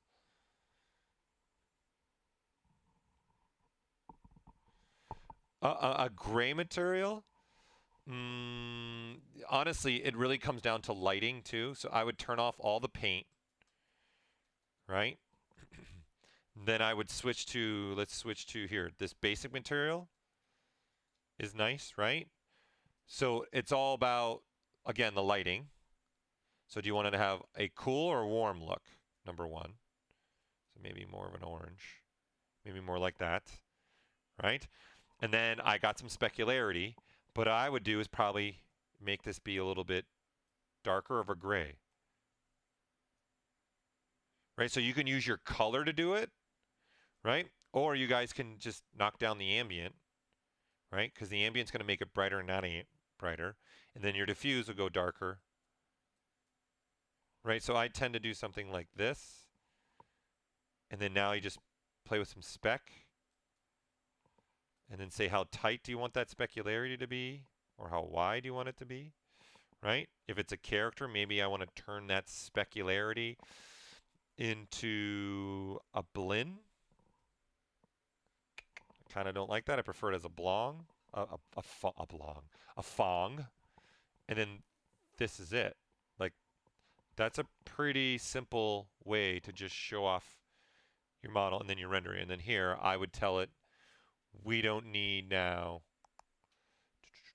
properties. We don't need a blend radius. We don't need SSS. Now render that. So now it's only going to render shadows.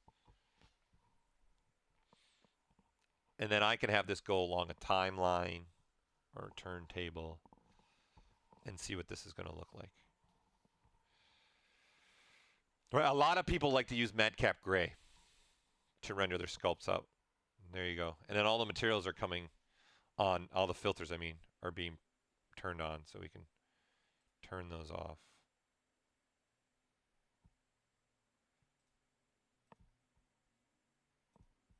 There.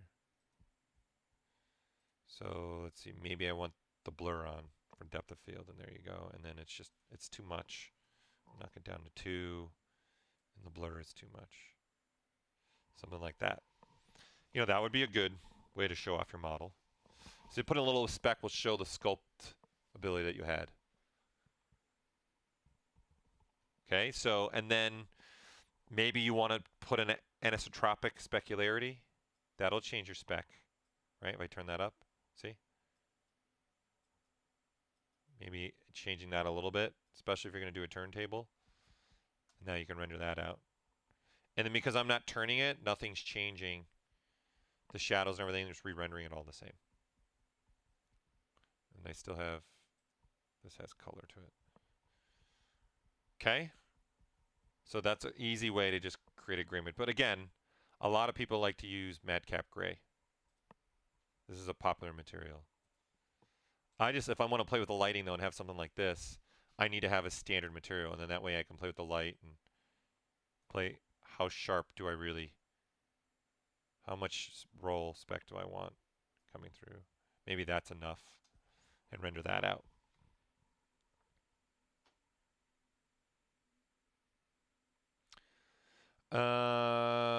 Gotta go. Thanks, Paul. See you. Absolute boot episode next time. Okay, let me see. Okay, so I followed along one of Mastroni Drust tutorials and using the Z modeler tool when I enter an edge loop. Sorry.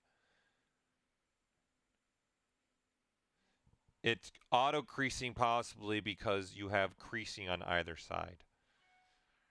Right? So if I'm doing this and let's make it a more simpler. Let's initialize this and let's make it a poly mesh. Let's do this, right? And then let's say Z modeler, okay? And then let's say I crease this edge and this edge.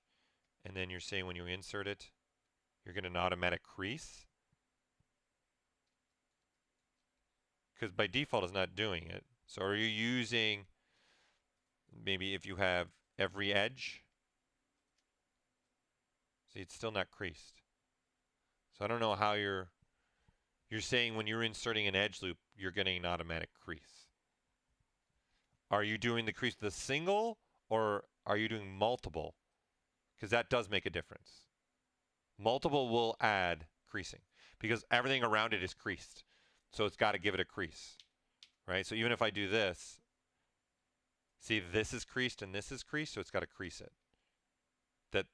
That's what it is just going to do by default, if that's what you're referring to. And if I crease this and uncrease this and I still do an insert, see it's still creased because one of the edges is creased.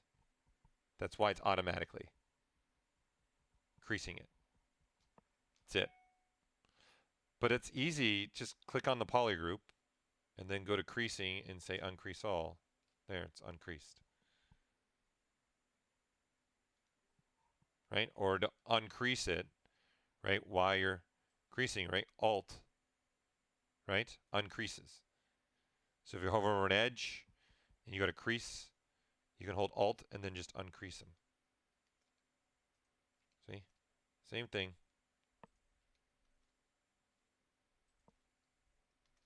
Make sense?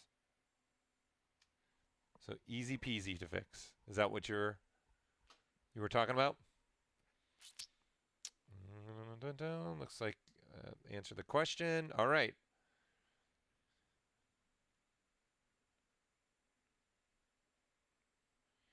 Yeah, there's a lot of industries I'm surprised that ZBrush is really engulfed in.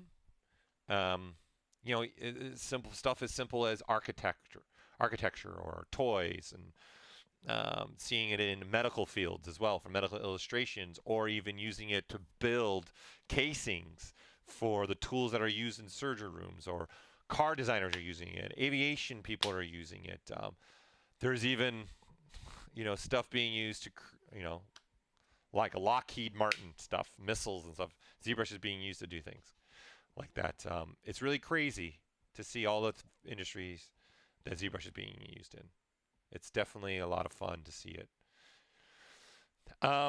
Any last minute questions before we call it a stream here? So next time we meet, we'll be doing a boot. Yes, we're heavily used in jewelry design, molds, and casting. Absolutely, a ton. Especially now there's live booleans. We're used a lot in that. Okay, so it's 1:14. I gotta head off. So thanks for tuning in. I appreciate it. It's been a lot of fun. And for those that are new to this, again, this is automatically recorded and it's put automatically on our Twitch channel here. And it's automatically loaded up to our YouTube channel, the Pixelogic YouTube channel. Right? This is Did You Know That with Paul Gaboury. So this is where you guys pick the topic. And the next time we meet, we talk about that topic. So this past topic was advanced materials, and we went into some rendering stuff. The next one is going to be sculpting a boot, specifically for my Rocketeer. Okay? Okay, so there you go. So the Phoebe, if you have more questions, send it to streaming@pixelogic.com. Here, let me type it out so you have it. Well, I got to adjust this. So you send it, if you have more questions, to streaming@pixelogic.com. And all of us at Pixelogic get this email. So myself, Joseph Dress, Kyle, Kingsley, Ashley, everybody, Solomon, we'll all get this email so we can see your questions coming through. Okay? So thanks for tuning in. Till next time, I'll see you later. Bye now.